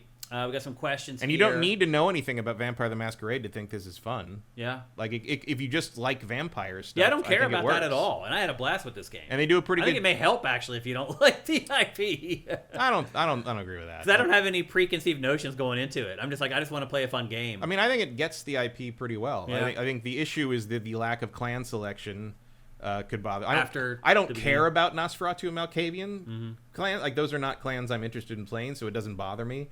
More importantly, they backed off of having a couple of the other clans be be paid DLC. Right. They're just all included now. That'd be so also, slimy. on the subject of DLC, I think I need to say something about the one deal. There's a season pass with like upcoming for like story $100, stuff for a while. Yeah. Well, no, the season pass is like 30. I'm saying you something. get the game, the whole plus game the and pass, everything. Yeah. But there's the other DLC that's out right now. Actually, out right now is called Santa Monica Memories, and that is a references to the first game stuff because that took place in LA, and a lot of stuff in Santa Monica. If you pre-ordered the game, I think you got that for free, and if you buy the deluxe version, it's included. Yeah. But if on its own, it's $12. And let me just explain that this DLC that's $12 is 3 objects replaced in your haven. Like the table and a lamp and a stop base. like in your home, and you don't get to decide where they go. It's not a decorating thing. It just replaces 3 items with these items that are vague references to the first game. And then every time you finish the game, you get a neon sign. You finish the game. But every time, which doesn't actually take that long. It's like a 15-hour game. I've played it that long. I don't feel like I'm. You can burn through it pretty quick. Really? If you're just moving. Interesting. Yeah. Okay. I don't, because I do kind of like wandering around. Yeah, I've played city. at least 15, and I'm not anywhere near the end. No, you can get through it pretty fast once you've done it once, I think, and you just want to do different stuff. Every time you finish the game, you get a neon sign of the clan you finish the games with, like, symbol in your apartment. For $12. That's it. That's $12. Do not buy the Santa Monica Memories DLC, is what I'm saying. It might be the worst ever value DLC ever. Horse armor level. It is horse armor bad. Absolutely. Cinetike says, "Can you charm or goad humans into doing your bidding?" No. That's You not a part of can it. you can scare them, and you can lure them, I guess. They'll try to kill you. If they figure out you're a vampire, they'll just all come after you. But if you run into the ones that have like the specific blood type things, like if they have there's basically 4 different types of blood, and one of them only the Malkavian sees, but your elder fire, you can see aggressive ones, which are choleric, melancholic, and sanguine. So choleric is angry, and you can basically start a fight with them and basically start a fight with them by talking to them and lure them into an alleyway where no one can see you and eat them. And then the melancholic are sad, and those guys you basically can scare and chase somewhere and eat. And then the sanguine are horny. And you can just say, follow me and I'll have sex with you. And then you just wander into an alleyway and eat them.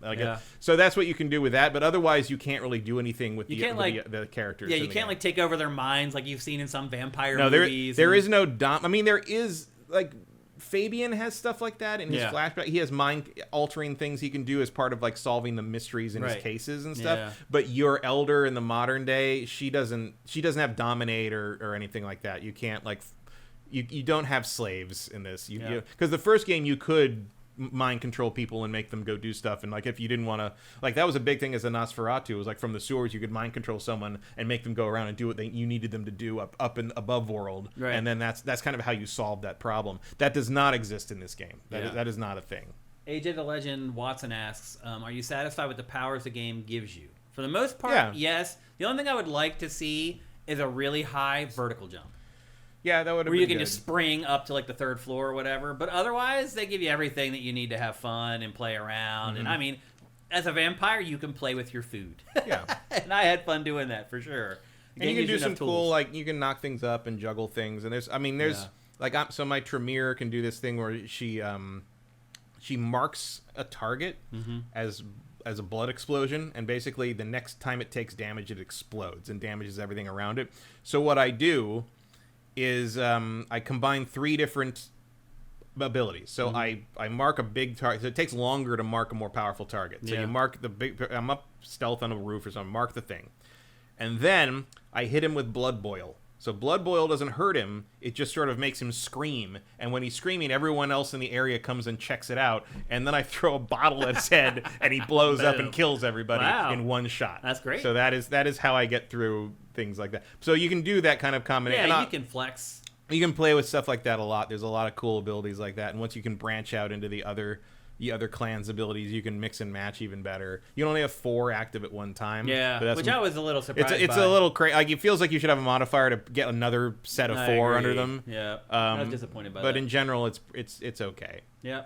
The abilities are all pretty cool. Every clan's abilities, I think, seem pretty cool. Sub Sam Jam says, my friend finished Bloodlines 2 and loved it. She seems confused as to why it's gotten a lot of mixed reviews. Yeah, I haven't had like a lot of issues with bugs or anything like that. It's not like the best looking game, but it's not ugly either. I've gotten caught in the geometry a couple times, but that was pretty early on. That hasn't happened since like the first like hotfix they put up. It's all right. It's pretty good. Like again, if you're mad that it's not Bloodlines 2 in the sense of being a follow up to Bloodlines 1, I get it. Like it's not that, but like as its own thing, I think it's pretty good. I really liked it. I would recommend it for $60. If you have any interest in vampires at all, like this game plays unlike any other action game. Yeah, it is doing something that no one else is really doing. Yeah, we just don't get games like this. So I really enjoyed it. Like, I would definitely recommend somebody pick it up at full price at $60. I've already played like 15 hours of it, and I feel like there's still a good bit to go. So yeah, I'm totally cool with you buying it at full price. Stulty69, thank you for Twitch Prime. And then Vincent finally says, this is a consequence of them putting those clans back into the base game, right?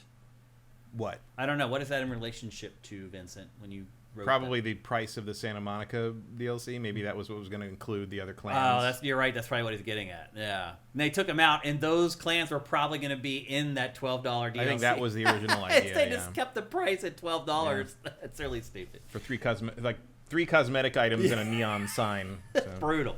Well, anyway, there you go. That is Vampire the Masquerade Bloodlines 2. That's 2 thumbs up from GameFace. It's available for PC, PS5, Xbox Series. I do hope some people will buy it because I would really like to see. Yeah, I would like to see more. I would like to see more of this big time. And I don't need it for another 3-4 years. I'm cool, but like, I really think this has something here. Yeah, I think they should really look at the Yakuza model on this. I think even if you just keep setting it in Seattle and adding neighborhoods or something. You already got the art and all that stuff. Like you got the background, all that, like, or whatever you want to do with it. I mean, every city in Vampire the Masquerade has a lot of history to it. Like, it would be cool to have one in San Francisco. It'd be cool to have one in Chicago. Yeah. But like, I think despite the troubled development, I think they've got a pretty good thing here. I think they definitely should hang on to this and iterate. I agree. Yep. All right, let's move on. We got so many more games to talk about still. We're going to talk next, very briefly, I'm not going to talk about this too long, about Battlefield RedSec. It is the free-to-play, we're talking about 2 free-to-play Battle Royales in one episode of GameFace. That doesn't happen very often.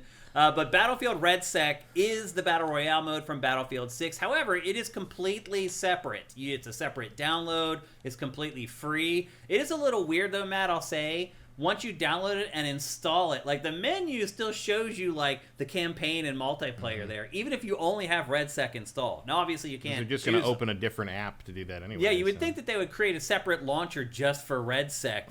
But no, they didn't. They want you in that same ecosystem. So they want you to be teased by it. Yeah, so you see it and you're like, oh, and because the launcher obviously opens a different program. I mean, when you open Battlefield 6 and then you pick campaign, it closes Battlefield 6 and opens Battlefield 6 campaign. Right. Like, yeah, it helps them, like... They're all different programs. I think it also helps them be able to make it so you can uninstall and uninstall separate parts of it instead of just having the whole thing as one big chunk. But anyway, if you already have Battlefield 6, if you install this, you won't know anything different except for the RedSec appears there. And if you only have RedSec, it still has all of those options there that you can't access at all, which is a little weird. But anyway, this is a free-to-play battle royale. It's on PC, PS5, and Xbox Series, and it essentially uses all the tools that the base Battlefield 6 game gives you. It has all the vehicles. It only has one map so far, and people have complained that the map isn't big enough. It's set in Southern California, and people are complaining that the maps in general in Battlefield 6 are too small. They've done studies to look at the actual mileage and stuff, and apparently the maps in Battlefield 6 are way smaller than all the prior Battlefield maps for whatever reason. And so people are complaining about it. I didn't notice that. I thought the map was too small when I was playing Battle Royale. I don't know. But here's the thing, Matt.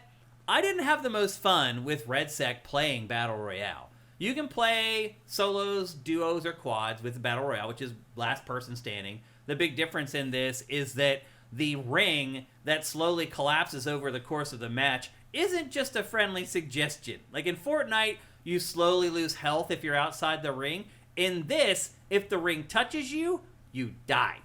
So you have to be way more alert on where the ring is, when it's going to close, that sort of thing. Also, when you're piloting a jet, seriously, and you're flying that fast, it's very easy to fly outside of the safe zone and die. So it does have kind of a unique twist. I think maybe the more unique twist, though, is that it has a lot more vehicles than other Battle Royales do. Now, obviously, Call of Duty has its take on Battle Royale called Warzone. It does not have as many vehicles as this has. So that does provide a little bit of a unique selling proposition for the Battle Royale in RedSec. But I played the Battle Royale in this, 5 or 6 matches. And then I jumped over and I started playing the other mode that is in RedSec. And it is this, mission-based thing where you squad up with 3 other players, so every squad has 4. And you enter the match with 5 or 6 other teams of 4. And each round is a different objective. Sometimes you have to go and pick up these data discs and bring them back to this area where drones will land, and you put the data disc into the drone and the drone flies away, and that's how you get points. Sometimes you're just capturing and holding things. But regardless, after every round, a couple of teams get chopped out. And so it's like a survival thing where you are trying to beat the other teams that are left to be the last team standing. So it's still Battle Royale, but it's team-based and it's objective-based. And that, to me, ended up being the most fun that I had playing RedSec. It's called the Gauntlet mode. And there's also the Portal stuff in this where people can create their own maps and their own modes and stuff like that, and you can play it in this. And this is all free. And here's the one thing that I will say, Matt, is if there are people out there who have not yet paid full price for Battlefield 6, and you've been watching all this coverage we've been doing of Battlefield 6, you've been seeing the footage and the destruction, you're like, that's cool. I honestly would just say download this for free and not buy Battlefield 6. Because it offers so much for free. And the different modes that they have for Battle Royale, you still get all the elements from the multiplayer in the base game that you have to pay for in Battlefield 6. You still get to play with all the toys that have all the fun. And instead of it being team deathmatch or you and 30 people on your same team, it's 4 or 5 people on your team, or 2 people on your team, or 1 person on your team. I had just as much fun playing RedSec as I had playing the base game, where I spent $70 for it or whatever. I also feel like squatting up with 3 other players, it's much easier to communicate than having 32 or 64 players on your team. When you got those 4 players, you can all pick a different role, a different loadout, and complement each other. People talked a lot more on the mics playing this mode because you're only talking to 4 people instead of trying to talk to your entire team of dozens.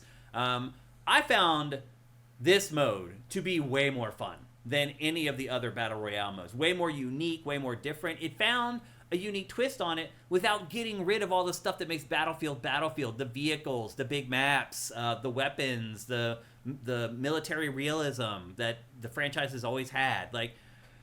I don't know. I would struggle to tell somebody to buy Battlefield 6 instead of just downloading RedSec for free. Because you're getting just a lot of the same. It's the same I got thing. that impression just looking at it. Yeah. It doesn't really feel like it's a very different experience. It's like if I put this B-roll on, most people would not be able to tell it was from RedSec. They'd be like, oh, you're just playing Battlefield 6 multiplayer, right? No. But, yeah. I'm playing the free version of it. it's going to be interesting to see how this works out for EA, because this is probably what they want to succeed, an ongoing thing that's going to keep generating money. EA knows that as well as any other publisher. This is one of the modes here where you're picking up a data disk and you drop it off on the drone and the drone goes away. And then I go up in the building and the window's up there and wait for the enemy to come and upload their disc and I shoot them. So I like that there's objectives in this Battle Royale while you're playing. There's also other smaller objectives that aren't related to the actual mode, where it's just like, go find this thing and bring it back here. And there's these little in-mission objectives that you can accomplish that then give you buffs that will help you accomplish the main objectives as well.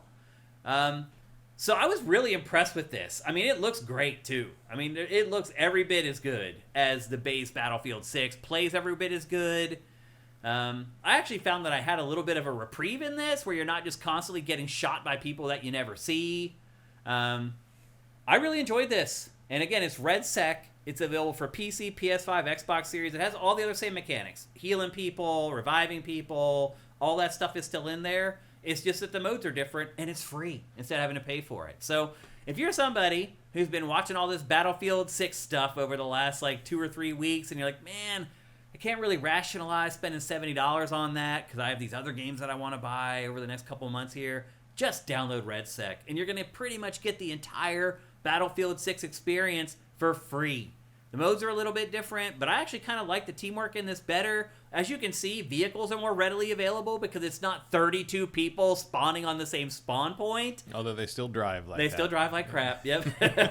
And they still will take you into danger and get you killed driving into stupid places. Yeah, as they dive out and leave you rolling into the enemy area. Exactly. Yeah. But that's part of the fun, right? I mean, I think it is. Yeah, I mean, that's Battlefield. And again, that's Battlefield. You're also getting it here. You're getting the same vibes, the same situations, the same crazy moments, the same awesome weapons, the same destruction. You still feel like a god when you're in a tank. And, you're getting all the good vibes from Battlefield 6, but you're getting them for free. And so I highly recommend RedSec. Will I keep playing it? I will keep playing the Gauntlet. I won't keep playing the straight-up Battle Royale, Last Man Standing stuff. I like the Gauntlet stuff where you have actual objectives that you're trying to accomplish while you're fighting other enemies. You're not kind of reminds me of the old challenge modes in COD. Yeah, where you the 2-player co-op thing. Yeah, which I like. Yeah, the one that was those were great. Mm-hmm. Those missions were so well tuned. They were like playing GoldenEye on its higher difficulties. Yeah. Where you realize that somebody is sick at Rare and sat and played this and got it to the exact 10th of a second. Yeah. That's the maximum human capacity to do that. Yeah. And you definitely get that vibe a little bit here. So on what was the first, was it Modern Warfare 2 that started that? It was Modern Warfare, but I think it was the third one. And there was a name for it. It wasn't the third one. There's a name for it. Spec Ops or something? Yeah, Spec Ops. I think it's called Spec Ops. I think it was Modern Warfare 2. Maybe. Because Abby and I played all of them. I remember playing with Abby. Abby and I finished all of those. Yeah. And I remember the one that took us the longest was the one where you had to fight 10 juggernauts or something. Yeah, it was and we did it in the game lab, so everybody saw us do it, and there's oh my, everyone was like, oh my god, how did you do that? It is very similar to that. And really what we did is that Abby was very good at that game, and I was kind of okay. Yeah. That was basically what we did. But you're right. The gauntlet in this is similar to that. Very self-contained, perfect for the amount of players that you have on your team, very well tuned, all that kind of stuff. So I had a great time with RedSec. In fact, I've been playing this instead of Battlefield 6. So I have, in fact, even though I own Battlefield 6, I have been playing this instead. So, all right, I got to excuse myself for a second because the exterminator is here. Oh, okay. So I got to let him in the backyard. Oh, okay. They're not going to spray us down, though. No, they're back there. You can't get rid of us. We're the cockroaches of the game industry. I'll pull up chat here. Maybe some other people have been playing this as well.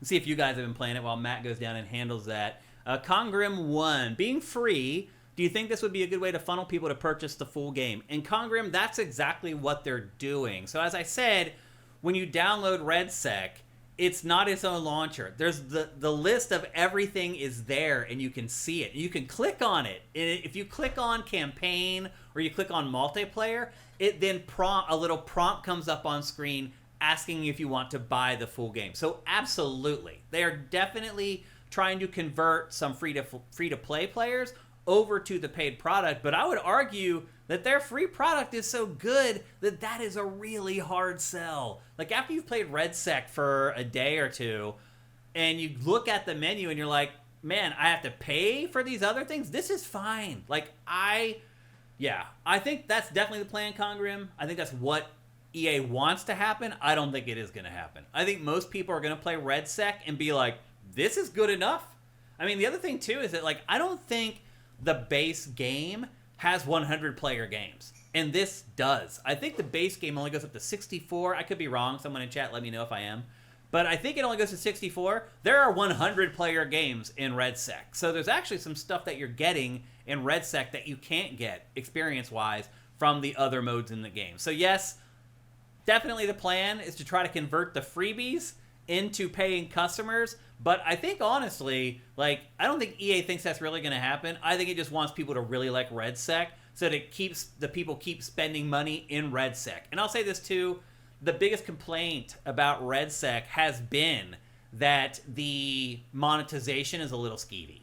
That the prices for things are too expensive, the stuff that people really want, like EA is smart, and that it really knew what people were going to want, and then priced it at a place where people are like, that's too much, I'm not willing to pay it. So that's been probably the biggest complaint about RedSec is its monetization. But you're right, Congrim, they're trying to double dip. They want to have their cake and eat it too. They want people to buy the base game for $70, and they want them in RedSec where they're buying microtransactions. So it's EA. It created Ultimate Team. It knows better than anyone what that recurring rollover of money is like for stuff like that. And my guess is it's trying to replicate that here with RedSec. So Draylock says they want free players to buy the Battle Pass. Yeah, I didn't. Here's the other thing I should have brought up. Everything that you do or did already in the base Battlefield 6 carries over to RedSec. So all your loadouts, anything that you've unlocked, your weapons, your cosmetics, anything that you've done in Battlefield 6, it's already in RedSec, which is really cool because the first time you boot it up, you just pick your character and you know everything that he has, you know the weapon already, and you can hit the ground running. So it's smart that EA did that. Will it keep people from spending money on one or the other? I doubt it, because you had to have bought the base game first to have built that character to put over into RedSec in the first place. So if whatever you do in RedSec, does that go back to the... Yep. Yeah. Everything you earn in RedSec also transfers back into the base game. So they've done a really good job on this. It's really shocking to me that we didn't learn this game was coming out this year until like 2.5 months ago.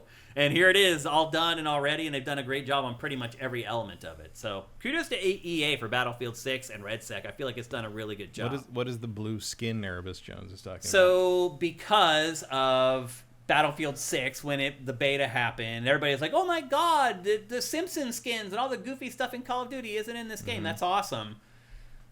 I think people have just assumed now that that's just the way this game is going to be. Everything needs to look realistic. There's not going to be flashy colors or crazy camos or crazy skins or anything like that. Well, they did put out one skin where the camo was like blue and white, and he had like a mask on that had a mouth on the mask, and people freaked out. I mean, that's Air Force camo. I know. I know. But they freaked out, and EA acquiesced and took it out. So people do put things like that on their masks. I know. But it's like, if people just want this game to be the polar opposite of Call of Duty. I thought it was like, we don't want Bugs Bunny in the game or like that kind of thing. Well, I think that was the original sentiment, and I think as time went on, people became more militaristic about it. It's just very weird. It's okay. The guy has a weird thing on his mask that happens in the actual military all the time. I know. Because they're allowed to do that, is different than Bart Simpson in a mech suit, which is what's happening in Fortnite right now. So, but Fortnite's a cartoony game. Or 2D Beavis and Butthead running around in COD. Yep. So anyway, that's what I would say about the blue skin. Why would you care about the blue skin? Just makes them easier to shoot anyway. I know. I really didn't think it was that bad, to answer your question, Draylox. Like, it didn't bother me at all. Like, I've been playing the game with that skin in it for weeks and weeks. I don't care. Like, I don't know why anyone cares. People get so bent out of shape about the dumbest crap. I mean, I get it if you don't want Sideshow Bob in your military shooter, but that's like just Yeah. That's just something normal people would wear, and I mean... You Shine Bright says, I thought it was about the neon blue color. I mean, that's part of it, yeah. I guess, but like, some camo is surprisingly neon. It's also not neon blue. It's just blue. But I haven't seen it. There's no color in the game, so it stands out. There isn't a lot of blue in Battlefield 6. Everything's gray, brown, white, and red for blood, and that's it. So any color in Battlefield stands out, like, big time. And I think that's the problem. Everything's gray, so a little patch of blue is like, oh my god, look how easy it is to see that blue, because there's no other colors in the game. Well, also, if somebody wants to wear that and be easy to see, it's just easier for you to shoot them. So I don't get it either, Matt. I don't get it at all. Noxatornitis says EA always looking for its new white whale. Yeah, I mean, that's what it's doing here, for sure. Yeah. It wants people to get hooked on RedSec and keep buying microtransactions and cosmetics. I mean, that's just the way it is. That's its business model. And sadly, it's a business model of a lot of publishers. El Hugo, thank you for Twitch Prime, man. That's Congram. I answered that one already. And now we're talking about Bloodline. Okay. Any other questions about this before we move on? Again, it is free to play. So you guys can just listen to me and be like, Shane's crazy. And then go download it and find out for yourself. So I'm just telling you that if you're into Battlefield or you're into shooters, I think it's worth the 20 minutes it takes to download. Because the client isn't that big either. It's only like... Oh, that's fine. 20 gigs or something like that. So... barely any blue on them. Yeah. It's just a little blue. That's the skin. It's nothing. That's what everyone's freaking out about. Maybe put it up to the camera real fast for people who can't, who don't know what it looks like. Yeah. I'll go back to the... That's it. That's pretty... That's the And skin. that's even, like, you can't... It's actually a lot more black than it looks like there. Mm-hmm. Yeah, So, but yeah. that's the one everyone's freaking out about. So there you go. I don't get it. Everybody just has to have something to complain about. Like, it really is sad, Matt, if you watch all the YouTubers, that they're just, all of them are just rage baiting. Mm-hmm. And it works. That's actually been one of the most refreshing things about like starting to get involved in like board game stuff is all the it's actually the other problem. Everyone's afraid to say something negative. Oh, everyone's so positive that it's like, everything's great. Yeah, everything's great. And actually, I found out why that is, because one of the things that's most interesting about that hobby is it's so small still that whenever you say anything about a game, the guy who made it is probably going to read it. Like, so many times I've even, like, positive or negative, I've said, like, a good thing or a bad thing about a game that I've been playing or something, and one of the likes on it is the guy who designed it. And I'm just like, oh, I'm glad I was nice about that one. Like it's a different world there, because video games are so huge that you know, obviously Miyamoto is not reading all of your comments on the forums, but like it's such a small industry that everyone's friends with each other and they're all very careful about what they say. They don't want to offend anybody. I don't want to upset anybody. It's kind of refreshing. It is actually kind of nice. It really is. All right, well, there you go. That is Battlefield RedSec. Again, it's free to play. You can download it for free. The client's not very big. If you liked what you heard from what I talked about, go download it. It's worth the 20 minutes to download it and give it a play to see if you like it or not. All right. Next up, we're going to talk about the game that Matt talked about last week. I have finally had a chance to play The Outer Worlds 2. We're not going to talk about it all that long because I'll just be honest with you, Matt. I agreed with the bulk of what you said about the game. I am about... I don't know. I've probably played 12 or 13 hours of it at this point. Are you off the first planet? Yes. Yeah. I'm enjoying the game, but I think my overarching opinion of it is that I'm really struggling to find something unique about it. And maybe later on something like that materializes, but for what I've played so far, it feels very derivative. I wouldn't say that. The writing's a little better than typical. I would say that the sheer, like, the sheer immersion in the satire of the world is it's actually relentless to the point that I could see it turning some people off. Yeah. Because like I said, it's very quickly you'll start to feel that you are the only non-idiot in this world. Like, I definitely felt that like way. There's a that's kind of the baseline premise is like you are the only sane man like running around here, including your companions are just crazy as everybody else. Yeah. I think it's, I mean, again, like, in terms of what you're doing in the gameplay, not really. I mean, it's just like shooting and it feels very choices. Fallout. Like it is the absolutely shooting and the gunplay. It's very much a spiritual successor to Fallout. Like I've said multiple times in the past, if Bethesda wasn't afraid to evolve the humor and satire of Fallout, this is probably what it would have become in some form. It is an Obsidian game through and through. So I would say it's derivative in the sense that it's another Obsidian game. I would say it's not derivative in the sense that very few other developers do this as well as they do. I mean, I would agree with the dialogue and the branching and the consequences for the choices. I'm just talking about like the moment-to-moment actual play of this. Like, yeah, I mean, it's an open world RPG in the Bethesda vein, but again, Obsidian's the only other company that makes these. No, you're right. Like, no one else does these. And we're not getting Elder Scrolls for a long time. Meanwhile, Obsidian is basically propping Microsoft up single-handedly Dude, this it's year. insane. Like, my main thing is, like, if you want more engaging writing and funnier writing, the dialogue stuff to be interesting, Outer Worlds 2. If you want engaging gameplay and combat that really like pushes the envelope in terms of what a first-person action RPG can do for combat, Avowed. Yeah. But either way, you're picking an Obsidian game this year. Yeah. This year, Avowed, Grounded 2, Yep. and the Outer Worlds 2, all in one year. And they're all good. That is They're all insane. and they're all like so. I mean, Outer Worlds has been having some updating issues. Like the save bug, I think, still isn't fully ironed out. I haven't had any issues with that, luckily. That's only PC with the Okay. Steam. Only the Steam version on PC Okay. has that. Yeah, I haven't had any and I issues with did pop up again for me, but it's because it accidentally switched back to the non-Xbox login when I updated jeez. it. And then one of their hot fixes broke a puzzle, Yeah. and there was no way to really know the puzzle was broken without looking at it, because I was like, I feel like that has to be how I'm supposed to solve this, Yeah. but it doesn't work. And I messed with, and finally I looked it up, and it was like, yeah, that is how you're supposed to solve it, but the new hotfix broke the puzzle. And it's like, oh, well, and they fixed that again like Yeah. 2 days later. But like, so little launch area. Yeah, Jitters, I mean, I think but all three of those games are good. Yeah. But I do wonder if putting out all three at once kept all three of them from being great. I don't know about that. I think this game is an improvement all around on the first one. I would agree with that, too. Because I went back and played a bit of the first one again to remind because I didn't feel like it had changed that much, and I went back. The gunplay in this is much better. Oh, for sure. Much better. Oh, yeah. You had to You feel lean way more connected. You had to lean on the time dilation so hard in the first game to like even hit anything properly. I mean, I don't rely on it to hit things, but I rely on it a lot to just kill things. Yeah, I have not used it in probably 15 hours. Oh, really? Because So you at hit a certain point, you hit a point where you've specced out to the point that you Gotcha. can do enough damage. Like I'm still using it. Also, pro tip: if you have any points in science, the silenced plasma pistol is the hand of God. I chose science and engineering. Those are my two. Those are good ones. I mean, observation is important as well, and lockpick. Yeah, But you don't get that many- was my third. You don't get lockpick.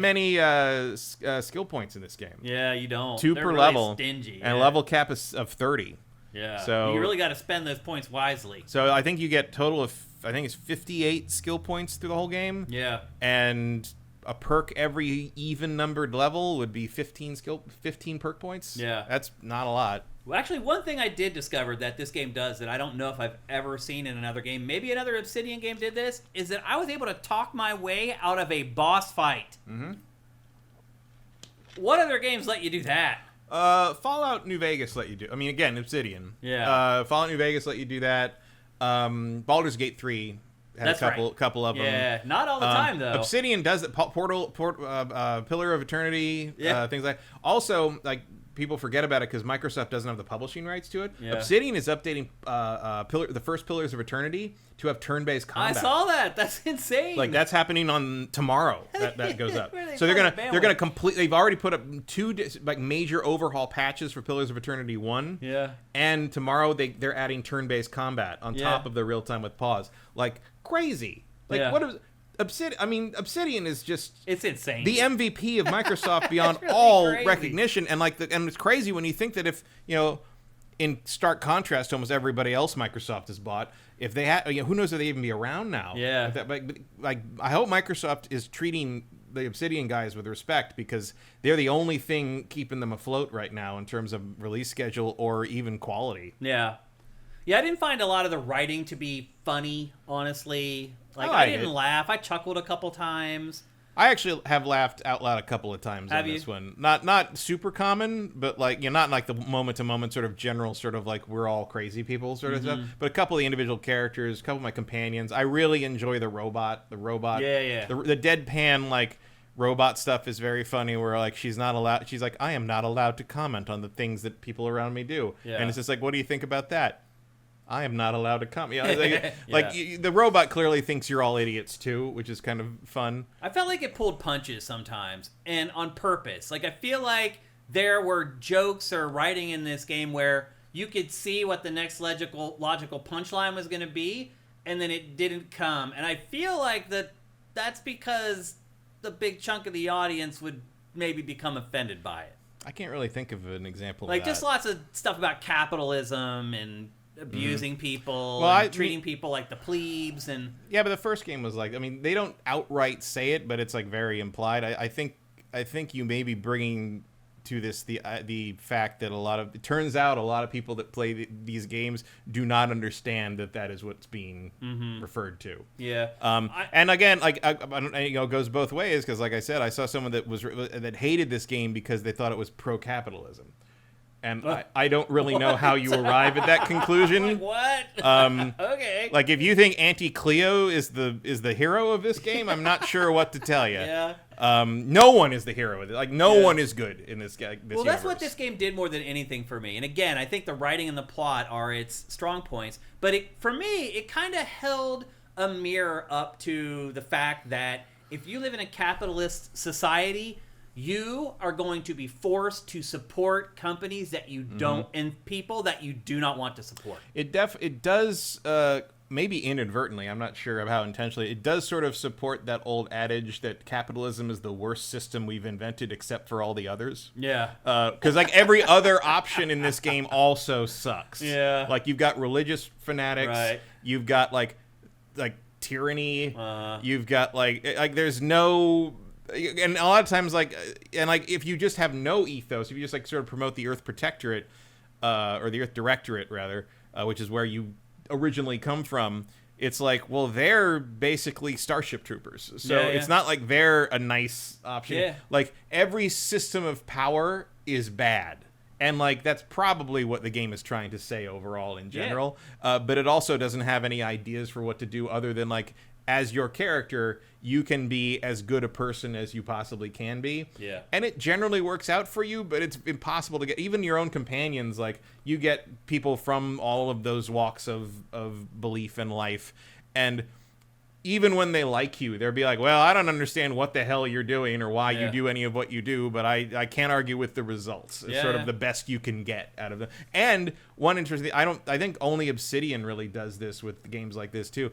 You can piss them off enough that they will leave. Oh, yeah.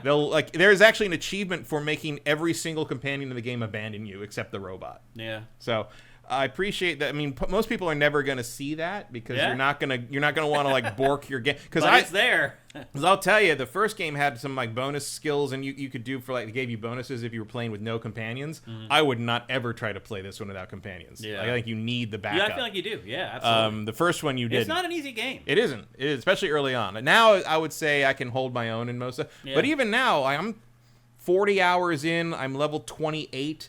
And I wandered up to a random outpost. I'm just like, oh, these guys look like they have cool shit. Let's take their. And we almost died. It was not. It was not cool, and there was a new enemy type in there I had not seen in 30 hours. So the timing for playing this was perfect for me too, because it's telling me all this stuff, and I'm kind of going through it in real life. It's like, I don't really have a problem with ESPN. It's never done anything that pissed me off or offended me, or culturally did something crazy. I hate ABC, though. I don't want to support ABC, but ABC owns ESPN now. So there's no way for me to support ESPN without me also supporting ABC. And I think a lot of that comes through in the plot in this game, where you're just put between a rock and a hard place, and sometimes you just have to bite the bullet. So I have to bite the bullet. I have to give money to ABC to watch sports. I mean, it is very timely in that regard, especially compared to the first game, where part of the gag of the first game is there's Spacer's Choice and Auntie Cleo's, which are, the two giant mass conglomerates that you kind of have to choose between, and they're both shitty in their own ways.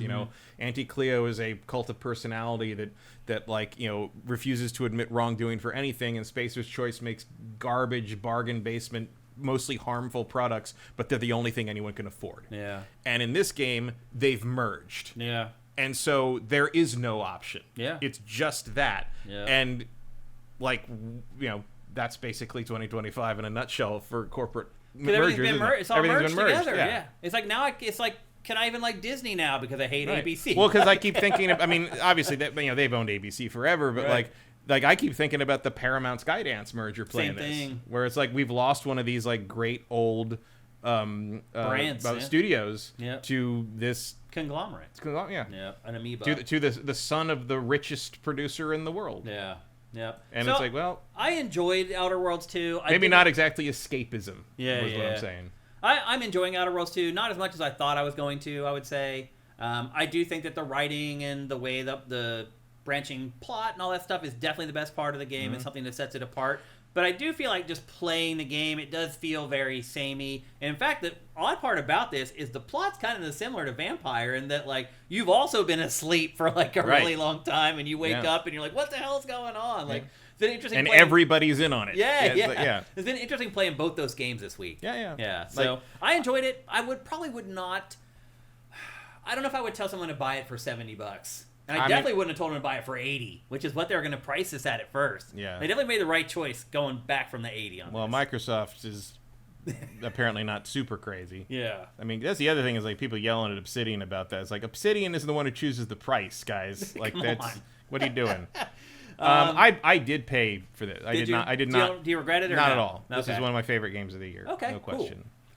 Do you think I should keep playing? Do you think maybe some of my concerns will be keep waylaid going. over time? Keep going, especially if you appreciated being able to talk your way out of a boss fight. Which I did. Which Absolutely. I have talked my way out of every boss fight in the game. Wow. Now That's I am awesome, I man.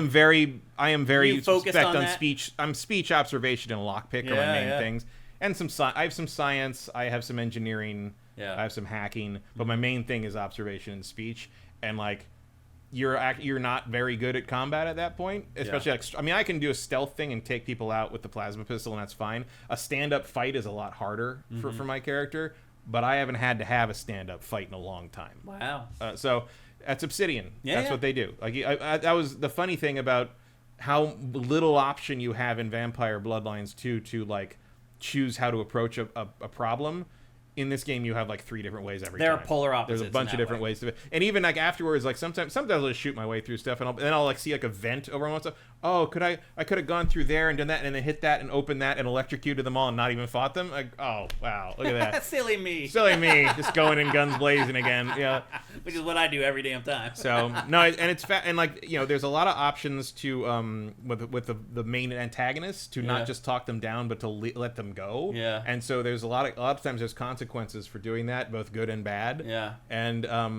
And again, I mean, it's no alpha protocol, but it does give you a certain amount of control of the outcome of things that I think is probably the best Obsidian's managed to pull off since New Vegas. Yeah. Like if you like that freedom of New Vegas and that ability to like solve problems Have agency through ways over it. other than just straight up like video game style like fight your way through, like Outer Worlds 2 is probably the best they've done at that since New Vegas. Okay. It has a lot of New Vegas bones in it, even if it's not as expansive, I would say. All right. Well, unfortunately, we don't have enough time to go to you guys. Although I don't know if you guys have been playing. I was surprised that a bunch of you guys had not been playing. I haven't last run week. into a lot of people playing this Yeah, game. it doesn't seem like even Game Pass. Again, there's just so many games. There's a coming lot out to right play, now. Yeah, and really a lot of people were underwhelmed by the first one because it kind of felt like a prologue. It was or a little something. short, It was a little yeah. short. I think if that was your complaint about the first one, that is not true here. Definitely not. Not Yeah. true. Yeah.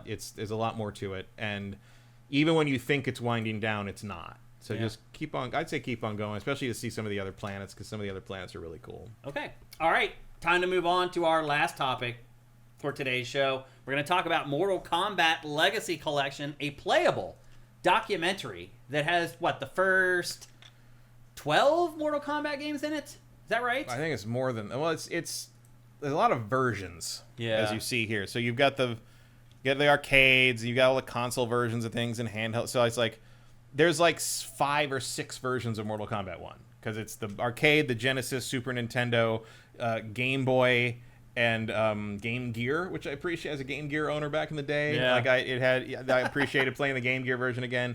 And they've got like all the most important historical one is that one right there, the WaveNet version of Ultimate Mortal Kombat 3, which was a online capable arcade game that was only released like in a limited run in the Chicago area where they were based. That was using this WaveNet thing that Midway had basically come up with. That was a way to kind of network arcades to play against each other. And I think only three of them existed. And for a long time, they thought that the boards were lost. And I guess they found one. And this is the first time this has ever been released for anything ever for it's any. A big deal. Like we didn't even have a ROM dump of this. It's the crown jewel. Like this is if you are an arcade historian, that is the reason to buy this collection, along with the documentary stuff, because just like Digital Eclipse did with Karateka and the Atari 50th anniversary thing, the background and like documentary stuff in this is phenomenal. Yeah, like, I watched a bunch of it. The best, and it's like all bite-sized chunks. It's all organized by timeline. It branches out to cover different things. It's got all this archival material. It is. This is the stories most were good that they tell. absolutely. And also helps that Ed Boon is a really good storyteller. Yeah. But like, this is the most comprehensive like overview and examination of Mortal Kombat ever made. Yeah, I mean, again, speaking as someone who was there for all of it and who has never actually thought Mortal Kombat is all that good. Me too, actually. Other than MK2. They're actually, I thought MK2 was god tier when it came out in the arcade. MK2 is probably the most. Like I always liked the first one because it was the uniqueness of it. I just remember the gritty and dirtiness of it. Yeah. That was like, and yet we had to go to like the 7-Eleven in the bad part of town to play that one. It was a whole different thing. But Mortal Kombat 2 is probably the best game of these. I'll never forget that day at the arcade when it came in. I've never seen anything like it. Everybody was waiting for them to open the arcade and move the gate out of the way. The first place in our area to get it was an A&W, wow. which used to have actual restaurants. They were all the booths were orange plastic benches, and it was just root beer floats and like terrible hamburgers, and like every dumb teenager in the peninsula like gravitated to that A&W in Redwood City, and just like we were there for like 3 or 4 weeks because they're the only ones who had a Mortal Kombat 2 machine until like the other places got it, and we never went there again. And I was always just like, and we actually we ate stuff there. We bought it, and I was always like, God, that A&W probably went out of business because we stopped coming. Like some poor owner was just like, finally, we've like struck gold. Like the community has discovered. It's like, no, we're just here to play Mortal Kombat, dude.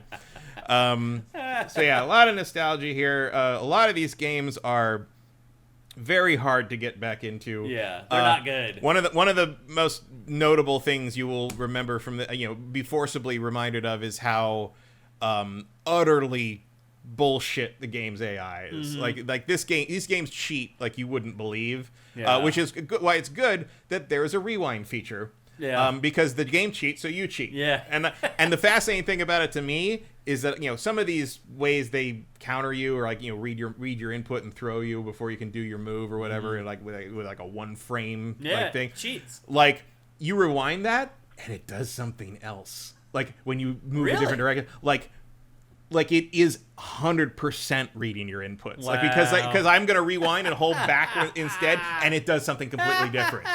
Like frames. And they don't hide it either. No, not at all. They know that that's the case. And the craziest thing, so one of the things people were talking up about this collection before it came out was that it has Mortal Kombat Advance in it, which is the Game Boy Advance kind of like summation of Mortal Kombat trilogy.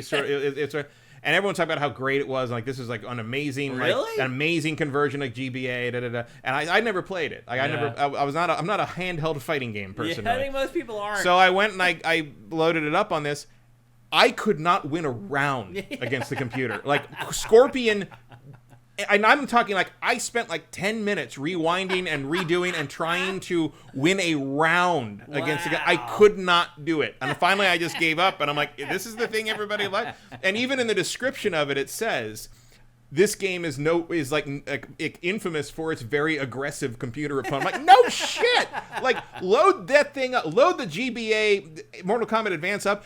The computer, even on the novice thing, the computer will kill you in 13 seconds. Like it is over. Like Scorpion is teleporting before he finishes saying fight. It's incredible. Man. It's absolutely incredible. I haven't played that, but here's one of the things I really like though is this stuff, like the training stuff, where you can learn how to do all the fatalities, the animalities, the babalities. Like, well, and I love that you can have that up while you're playing the normal game. Right. And it'll switch based on what direction you're facing, Yep. what you can do at the time, and when it's time for the fatality, it pops the fatality. It even shows you like the box you need to be in Yep. to make sure you're at the right position and everything. Like Very, this very will make good. you a much better Mortal Kombat player. In addition to enjoying all the classic games in the franchise. if you in fact care about. Yeah, because that. that's the other thing is it's Mortal Kombat. Yeah. And some people just aren't a fan of that fighting style, and I can totally understand that. I always had a soft spot in my heart for it because of MK2, because of those moments that I had in the arcade. With finally finding some of my friends who cared about it as much as I did and went to the arcade with me that day to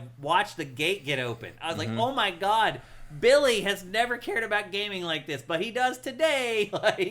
And so I definitely have a soft spot for MK because of those, but I also am a realist, and I realize that, Yeah, most of these games are not very good. Yeah.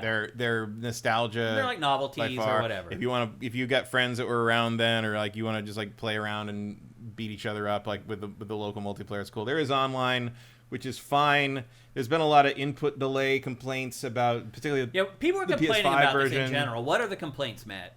The main complaint is that I guess the emulation is a little janky, and like there's a lot of input delay problems, especially on the PS5. I'm going to be honest, I'm not a Mortal Kombat expert to the point that I would ever have noticed. Right. Me either. It's just not. But I figure if you're hardcore MK, If you're a hardcore MK person, waiting you definitely for this, notice. I can They are fixing it. A similar problem existed in the Atari Collection, and Digital Eclipse was on it. I saw quick. the Digital Eclipse said that they're freaking out though, that they're like worn really thin, and like the bugs keep coming, and they're starting to reach There's a their lot. I breaking mean, point. there's a lot of games in this, and Yeah. they're all emulation. That's if you go into on the PC version. If you go into the ROMs are just there. Yeah. Like you can take the Mortal Kombat Mythologies ISO and just play it on a PS1 emulator if you want. Yeah. They're not Which even is hidden. cool. Not at all. I mean, yeah, sure.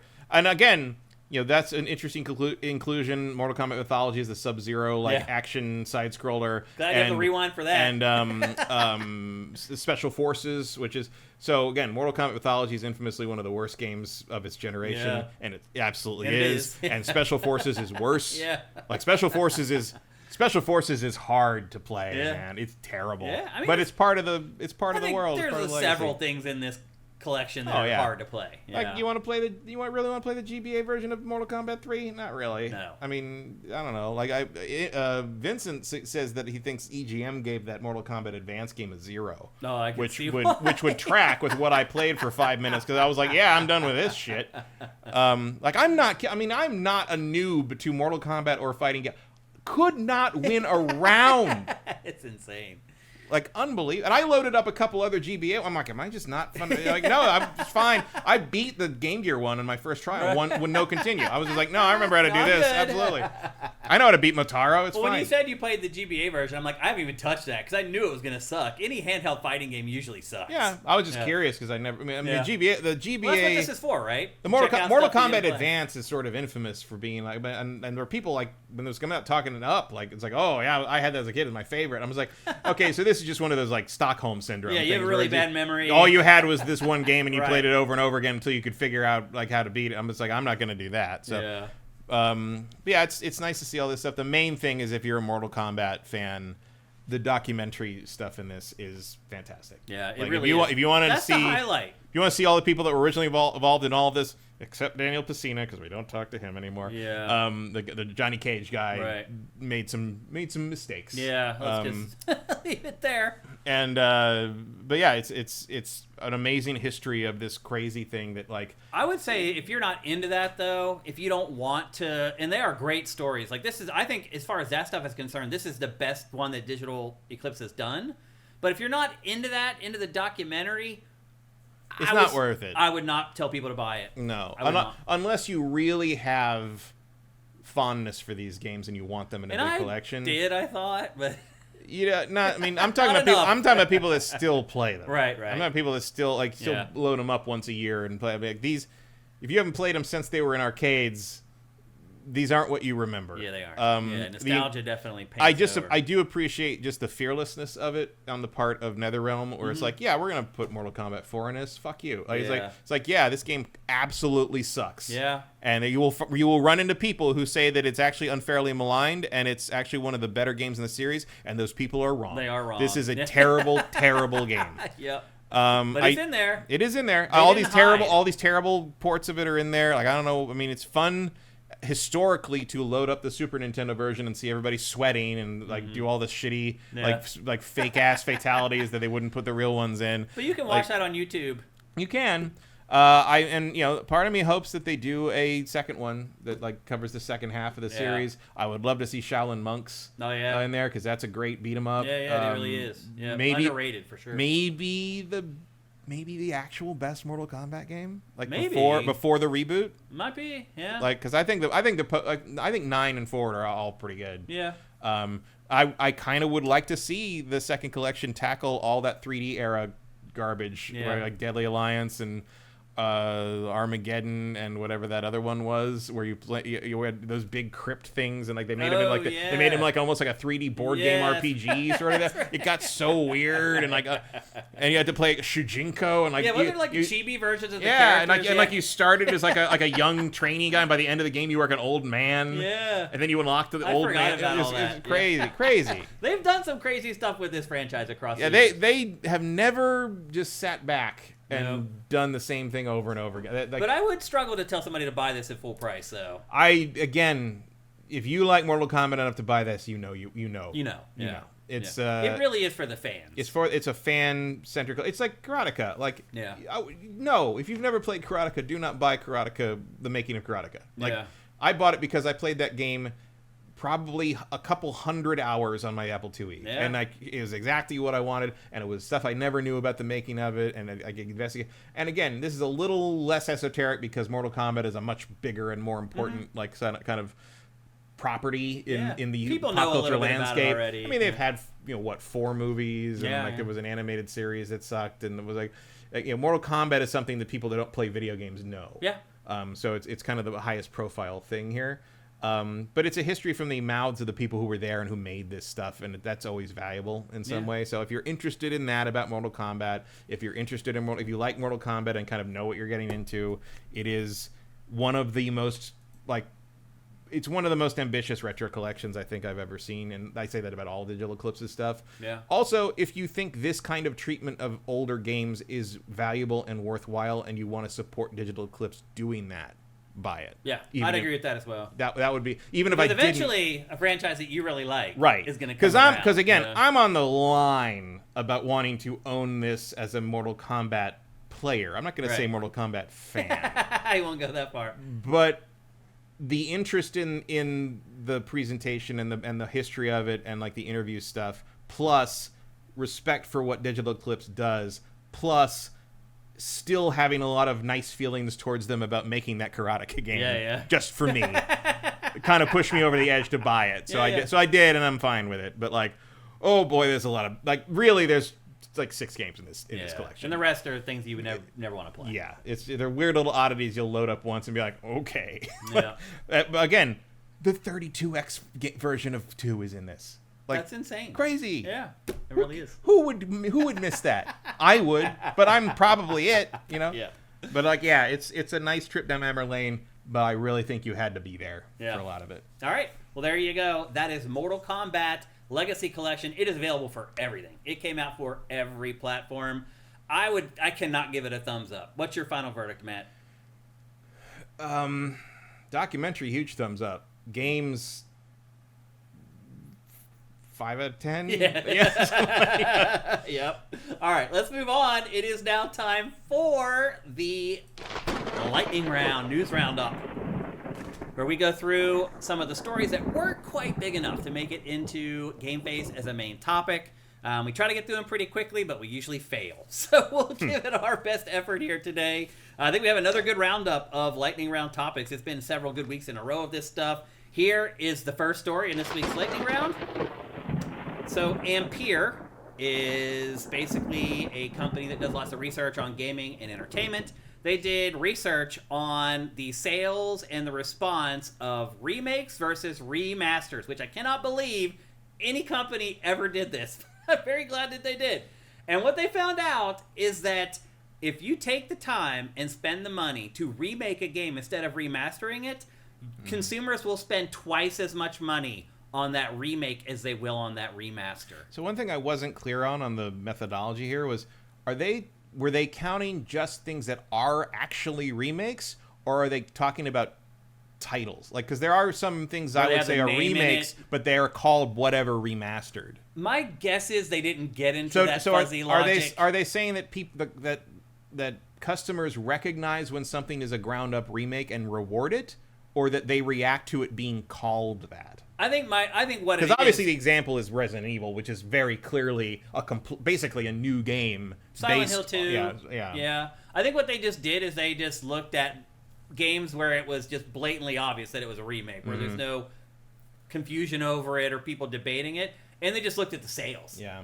And then just probably created an average among those games, and then went in and looked at remasters that were obviously just remasters, so they didn't do anything. Some of that I wonder is like... But it is fuzzy, you're right. Some of that I wonder is like, because the things that get remakes versus remasters, the things that are remade are generally more popular things to begin with, In the first because place. that's what you're willing to put money towards. Yep. Whereas like, you are not going to give whoever, you know, $100 million to remake Soul Reaver 1 and 2 from the ground up. Right. You're going to do a remaster, and that's going to end up with all the same weird foibles of this 30-year-old game that I loved at the time, and even I couldn't get all the way through Soul Reaver. Yeah, you're never going to remake something that didn't sell amazing at first. Right. You're just not. No one's going to think that if we remake this, it sold poorly before, but I bet you it sells well now. That's not going to happen. And now, like, this stuff, like, the Resident Evil stuff, like, obviously 2 was a risk. Like, they didn't... But that did really well, and so after that, they, you know, once 3 did well. Yeah. It's like, okay, we can give you fuckers anything. And you go, so now here's Resident Evil 4. We got you forever. Here comes Resident Evil 0. Right. Here's 0 and 5, motherfuckers. What are you going to do now, huh? I don't even like Resident Evil 5, and I'm probably going to buy that remake. Yeah, that's how stupid I am. Like, well, they also do a really good job. But they're all way better. I like the remakes of the Resident Evil games better than the originals, games. for sure. Yeah. So some of this is like, you know, people learn to trust these remakes. Uh-huh. And I wonder if that trend they're talking about, how much of that is due to Resident Evil? A lot. Because Resident Evil is the gold standard for this kind of thing. They mentioned specifically Silent Hill, or Silent Hill 2 remake. And I mean, Silent Hill 2 remake did way better than I ever would have thought that would have done. it sold a couple million units at this point. Yeah, but Silent Hill, again, non-existent property at this point. Yeah. I mean, especially after Konami went dormant for how long. Yeah. Whereas Resident Evil is sort of like Mortal Kombat. Resident Evil is a presence in pop culture beyond just games. Because they keep insisting on making terrible adaptations of it in various media. Yeah. So, like, I don't What's know. the lesson we learn here? That it's smart to remake great games? I mean, that's part of it. Also, I think if you're going to do this, you know, don't go halvesies. Yeah. You know, don't do it by half measures. Like, Unless you're make just it trying happen. to make a cheap buck. Right. I mean, if you're... And by buck, I mean singular buck. Right. Not make a lot of money. Obviously, you're not going to give this treatment to Gex. Yeah. You know, Yeah. or Croc. Glover. I mean, are they doing Glover? They are remastering remastering Glover. Glover? Yes, yeah. They'll remaster everything. Why don't Every we- N64 game's getting Let's remastered. just do Quest 64 at this point. Fuck it. I Let's actually go. would prefer that over Quest Glover. 64 was better than Glover. That's true. Quest say that. 64, for all the shit it took, was actually not terrible. No, I mean it was all By the standards of like N64 shovelware, Yeah. it was actually mid-range. Well, the crap that it took was because it was supposed to be a launch game and it was Right, delayed right. like 5 or 6 times, so people just assumed it was going to Yeah. be terrible, and then it came out and it wasn't amazing. Right. So, I mean, it yeah. does. You look at it and it does look pretty dumb. Yeah. I mean, it's N64. Also, you remember the screenshots of that originally were like the cleanest thing you'd ever seen. They looked so 'cause awesome. They were like I couldn't straight wait for from that the game buffer when I and first stuff. saw And it, it came yeah. out, it was just this Vaseline smeared nonsense with a kid with a fucking quail thing on his head. I don't know, man. Yeah. All right, next up in the lightning round. How do you feel about Just Cause, Matt? Are you a fan? I can never decide. So I didn't think Just Cause 1 was very good. Yeah. And I thought Just Cause 2 was better. Mm-hmm. And I really liked Just Cause 3. Yeah. What know, about 4? I did not With the crazy like tether 4. mechanics Well, and no, everything. no, 3 had the crazy tether. Oh, you're right. mechanics. Yeah. 4 switched this. Had the wingsuit, I think. Wasn't No, that the that big was thing? in 3. Was that 3? 4's change was that you were like kind of, you know, you're always fomenting a rebellion. Mm-hmm. But in 4, there was like a weird thing where you could only do it in neighboring territory. Like they made like a map thing a big deal where like you could only start shit in the neighboring territory, and that would add revolutionary thing to this and that. And it was like less. It was smaller than 3, and it was less sort of like expansive. And it was more focused, but I didn't think it was as fun as 3. I thought 3 was the pinnacle of this. This looks like 4. This is 4, yeah. I thought 3 was the pinnacle of the franchise in the end.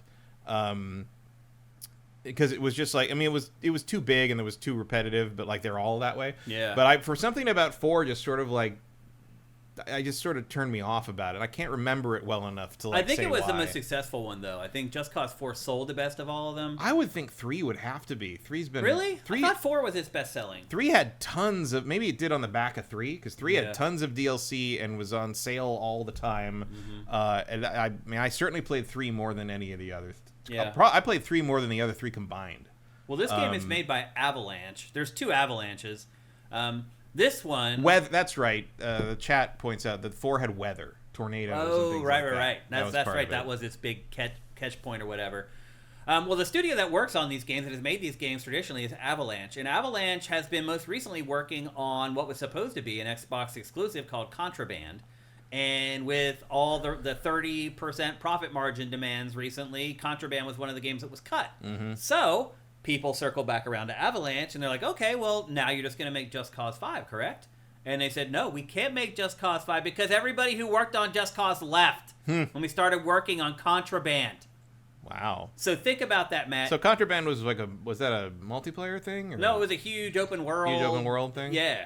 And obviously commissioned by Microsoft, was funded by Microsoft. All hands on deck for that game there. And then Microsoft canceled the Abandoned game. ship. Yeah, and everybody left. And now their property that has kept their studio alive for the last 15 or 20 years is dead. They can't make it anymore. Aren't these the people that... Nah, that was a different Avalanche. No, they made... There's 2 Avalanches. They made the Disney Infinity thing, I think, for a No, while. that was the Salt Lake City one. Was it? Yeah. I thought this was Salt Lake City. No, this is Europe. This is a different Avalanche. Yeah, you're right. Avalanche and Salt Lake City made Disney Infinity and the Harry Potter game. Right. This is a different Avalanche. Okay. Well, this one is in deep crap now because its IP that it's relied on to stay in business its entire existence pretty much is now dead in the water. So you got to be careful when you're signing these deals. It sounds like a good idea. Yeah, hell yeah. We'll make an exclusive for Microsoft and they'll pay for all of it and we'll just make profit on it. That sounds great. You might want to look down the road and be like, but what if that project doesn't work out? Then what? So what are they going to do? Have to come up with something else, I guess. My guess is they still try to make Just Cause 5. Maybe. If all those people left, I'm surprised they didn't form a company that just basically made another Just Cause-like kind of thing. Yeah, I'm surprised too. Although it'd be a shame, because I mean, I will say that of all the open world games, I think Rico is actually one of your more standout protagonists. I'd also say that he's a pretty good character. These guys make some pretty good games. Like watching just this B-roll, like this looks a lot better as far as just like the work that has gone into it than the games I played this week. Like as far as cinematics and like the actual craftsmanship that had to go into making the game, this is more elaborate, definitely more elaborate than Vampire.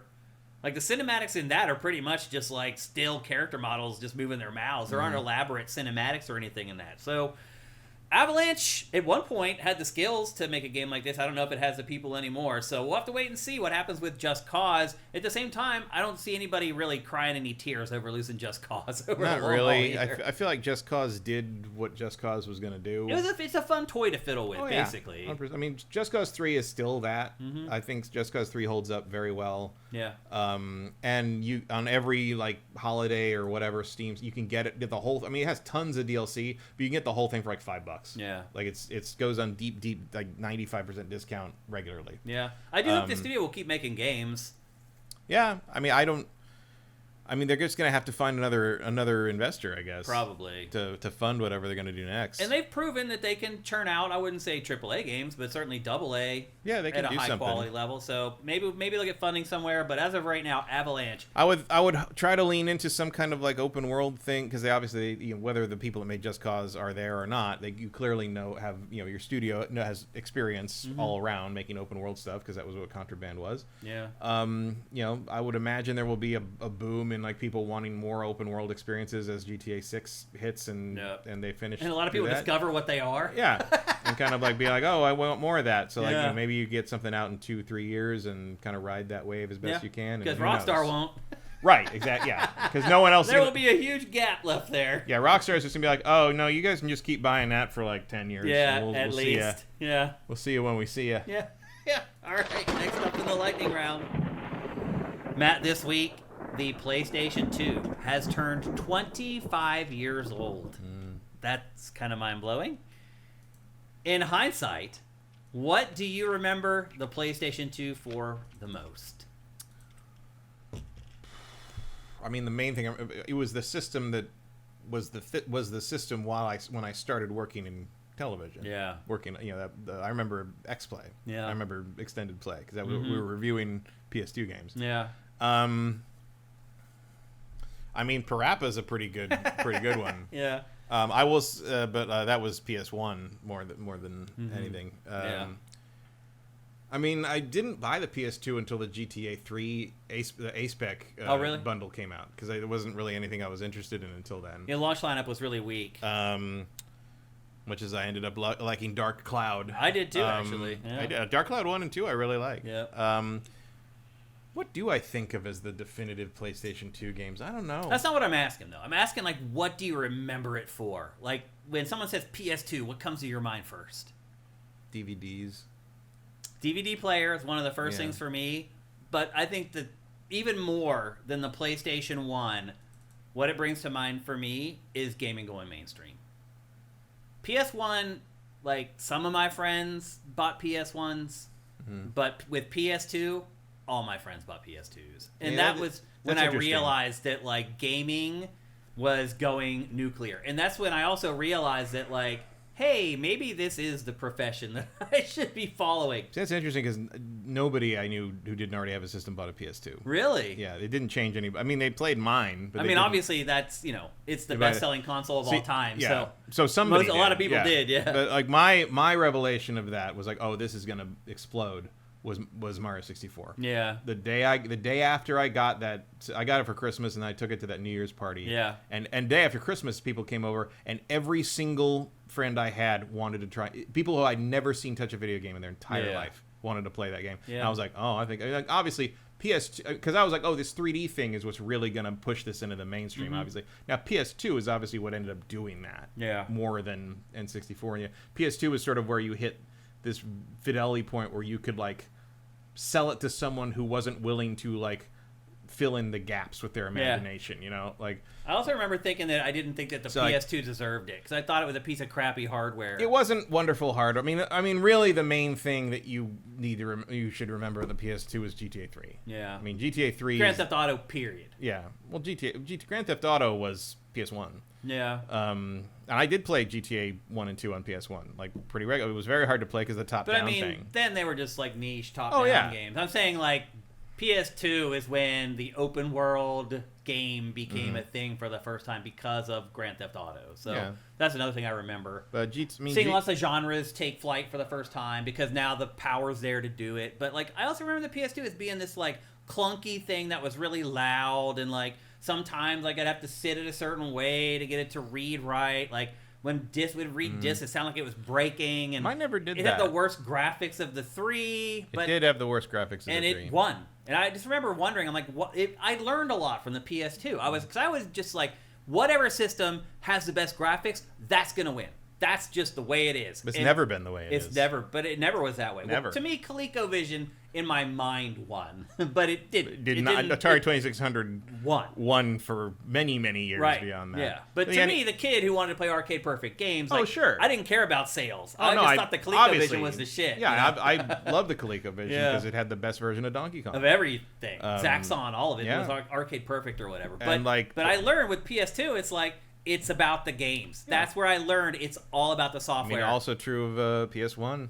Yeah, definitely. And, I mean, even when it comes down to it, the Genesis was ahead for a long time against the Super... Probably because of the head start, but eventually that didn't pan out. Well, it had the reputation for sports games. The sports games were always better on Genesis, and so people who like sports games just bought Genesis. And as a Sega fan, I love the Genesis, obviously, but I do think that if you look back at it now and put them side by side...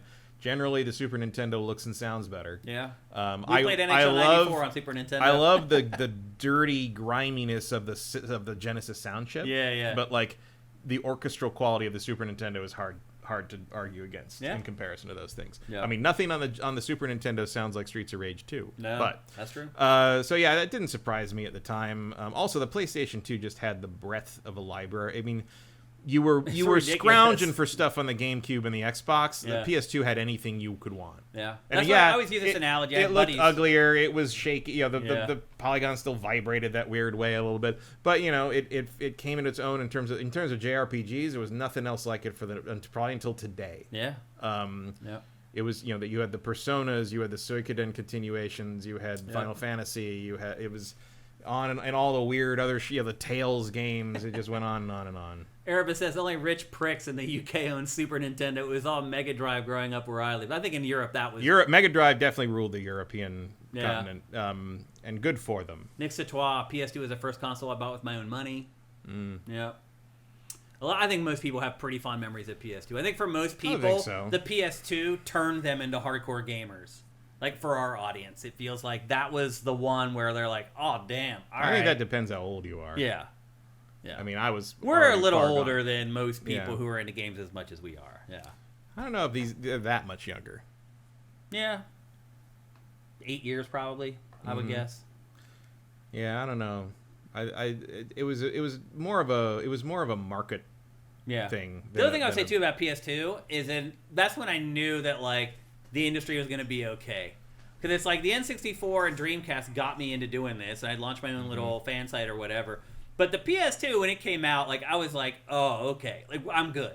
And then it ended up I wasn't good, because now here we are, 30 years later, and the industry's disappeared. Well, because I knew that kind of at the time because nobody I knew anything more about the actual games coming out than they did before. Yeah. But like the thing that was most associated with, because a lot of my friends didn't buy PS2s, but like their friends did. It was a weird thing where they always would have, especially because this was the period where everybody was moving into new apartments, so they had roommates that I'd never met before, and that roommate maybe had a PS2 and that kind of thing. Yeah. And you know, it was the thing that they all associated with the PS2. The Matrix. Yeah. Because you bought the PS2 and you bought a copy of the Matrix. Everybody did. Because it was 2001. I still have my copy of the Matrix that I bought. I don't think I still have my I don't think I still have my Snapcase Warner Brothers DVD. I still have it. It's hilarious. It's sitting under my TV right now. Like I think the industry as a whole goes a different direction if the Matrix did not come out in 1999. Yeah, absolutely. I think that being like getting a DVD player for that cheap and to play that game at the same to play time, that movie, yeah, and because that movie's visuals lend themselves so well to the idea that you need to watch it on a cutting edge tech thing. Oh yeah, like it was all fed into it. The perfect storm. It was. Yep. All right, we got to move on. Next up in the lightning round, Xbox fans are a little salty, although they have plenty of reasons to be salty right now with all the other stuff that's going on. But they're really salty this morning because we just found out that Stalker 2 is leaving Game Pass. And Stalker 2, obviously, if you don't remember its history, it was developed in Ukraine. And Microsoft floated the bill for a lot of development, shepherded that game across the finish line. And the game is about to come out for PlayStation 5. And I think what a lot of people have forgotten is that this game actually was not published by Microsoft. Even though it supplied a lot of money and resources to finish it and help them get across the finish line, Microsoft did not publish it. And so it is free to go anywhere else once its exclusivity deal runs out with Microsoft, and that has just happened, and it is leaving Game Pass. And I don't think it's the idea that it's leaving Game Pass that has people angry the most, although they're upset about that. What really bothers them is that this game was so buggy when it launched, and it's taken months and months to get it up to scratch, though a lot of people have been waiting for this game to be fixed and improved before they played it. And some people maybe just recently started playing it finally because it's in a pretty good shape now, and they're not going to finish it because it's also very hard, I would add, and you can't just whip through the game. People feel like they're not going to be able to finish it now before it leaves Game Pass. So some people are pretty salty about it. How do you kind of read that situation? I mean, it's kind of just how Game Pass rolls. I've been burned by it. Game Pass is good for having like a bunch of stuff at your fingertips to like decide what to play right now. Yep. It is not good if you just want to play one game reliably for a certain. I mean, probably you're pretty safe doing that with Microsoft first party stuff. Yeah. But like otherwise, I mean, stuff just leaves Game Pass. This wasn't published by Microsoft. It was going to happen. The fact that it's happening at the same time as being published on PS5 is probably not a coincidence. It's a little convenient, but. If you want to play one specific game, buy the game. Yeah, is really kind of the lesson here, and I think more and more. I think more and more $30 a month. I think more and more going forward with Game Pass, that is going to be the most valuable lesson.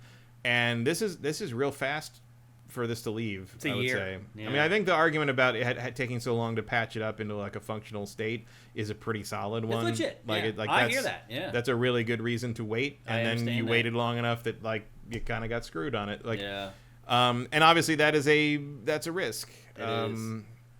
I would say just hang out, and it'll probably be on sale this Christmas for something reasonable, and you can play it that way. Yeah. Still Also- sucks. I'm assuming that save will still work though. Like your GameFace Yeah, save is just a normal save. it's the same save so- on the same thing. Yeah. Although as long as you buy it through the Xbox Right. app, like, Yeah. and there are I mean, again, I switched to the Steam version of Oblivion Remastered at some point because the Xbox one got broken with some update and wouldn't load stuff, or something was wrong with it. So I switched, and transferring the save from the Xbox app way it saves to the Steam way it saves was not as simple as I had to do some finagling with it. It was harder than I thought it was going to be, but it worked. Yeah. But yeah, I think if you just still buy it from the Xbox store, the save should be fine. Also, throw some money in and support those guys because they worked real if hard. there's one development studio that earned some money from Yeah. us, it's that one. Building a game in a war zone. Yeah. Not many people can say that. Thank God. All right. That's going to do it for the lightning round, which means there's just one thing left to do.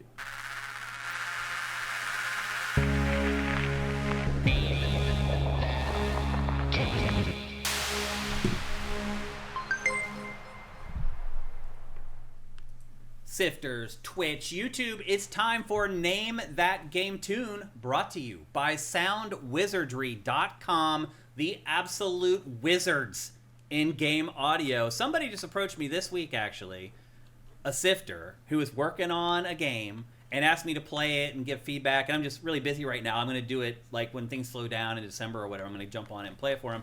But that's the person I'm talking to right now. Is if you're working on a game and you need a team to create the audio for it, contact soundwizardry.com. Look, they do work on gigantic products like Alan Wake 2, Game of the Year winners, Game of the Year contenders. They can handle that. They can also work with you on smaller stuff too. If you've got a small game that you're working on, a small project. I just connected, this was awesome, our two sponsors, Soundwizardry.com and LS Cream, because LS Cream was working on an AV project that they needed help with, and we created synergy between our sponsors. That is amazing.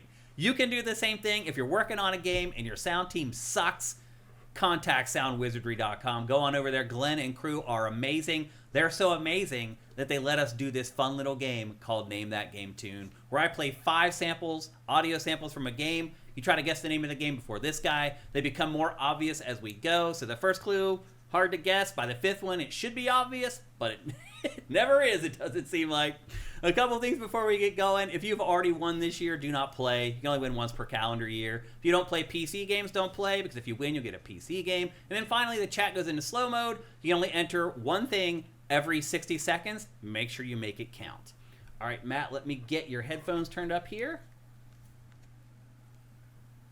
And let me bring up the interface for Name That Game. Now, folks on YouTube, we love you guys to death, but unfortunately we can only play on one service. And so if you want to play, you're going to have to jump over to Twitch.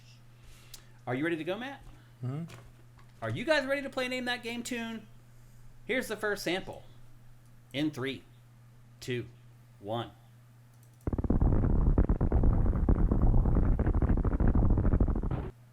Contra 3. Not Contra 3. Super Metroid. Yep. It is Super Metroid. Dang it. I recognize a Super Nintendo explosion when I hear one. I just figured there's so many Super Nintendo games. I'm just looking at all these coming in.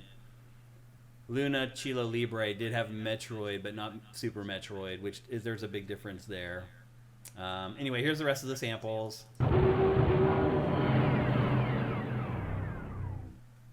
Here's the third. It's the fourth.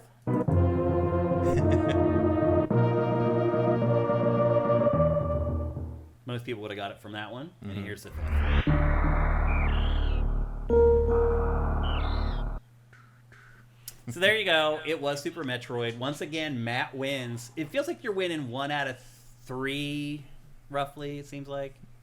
Somewhere around there. Close to that, yeah. You're winning way more often now that we're doing a bunch of the Now you're doing the stuff that's embedded in my brain tissue? Yes. Yep. Well, anyway, I want you guys to win every time, but unfortunately you can't. It wouldn't be fun, though, if you won every time. You need Matt here to be the possible spoiler to make it fun and exciting. You need someone to compete against that you know is good at it. Matt is definitely good at it. So, yeah, and just as a note, somebody typed in Metroid, you have to have the exact entry for a franchise. And I try to stay away from like Uncharted 2 or Uncharted 3. But when you're talking about Metroid or Super Metroid, Yeah, I mean, that's fair. I think. No other Metroid game sounds like that. Yeah, I think it's it's the fair only to Super do it. Nintendo one. Yeah. So, whereas if you wanted to do a Game Boy one, that would be a Game Boy Advance Super Metroid game would be a harder one because it's either Zero Mission or Fusion. Yep. Which Metroid Prime is it? You know? Yeah, it's easy to tell just from the sound chips between NES and SNES. Yeah. So anyway, well there you go. That is GameFace episode 457. I think this was an awesome episode. We tackled so many games in a relatively short period of time. Thanks to everybody in chat. You guys make the show better, fact checking us, adding context, being funny, adding some funny quips into the show. We appreciate you guys very much. We're here every Tuesday at 1 p.m. Pacific, 4 p.m. Eastern at twitch.tv/SiftedGames or youtube.com/SiftedGames.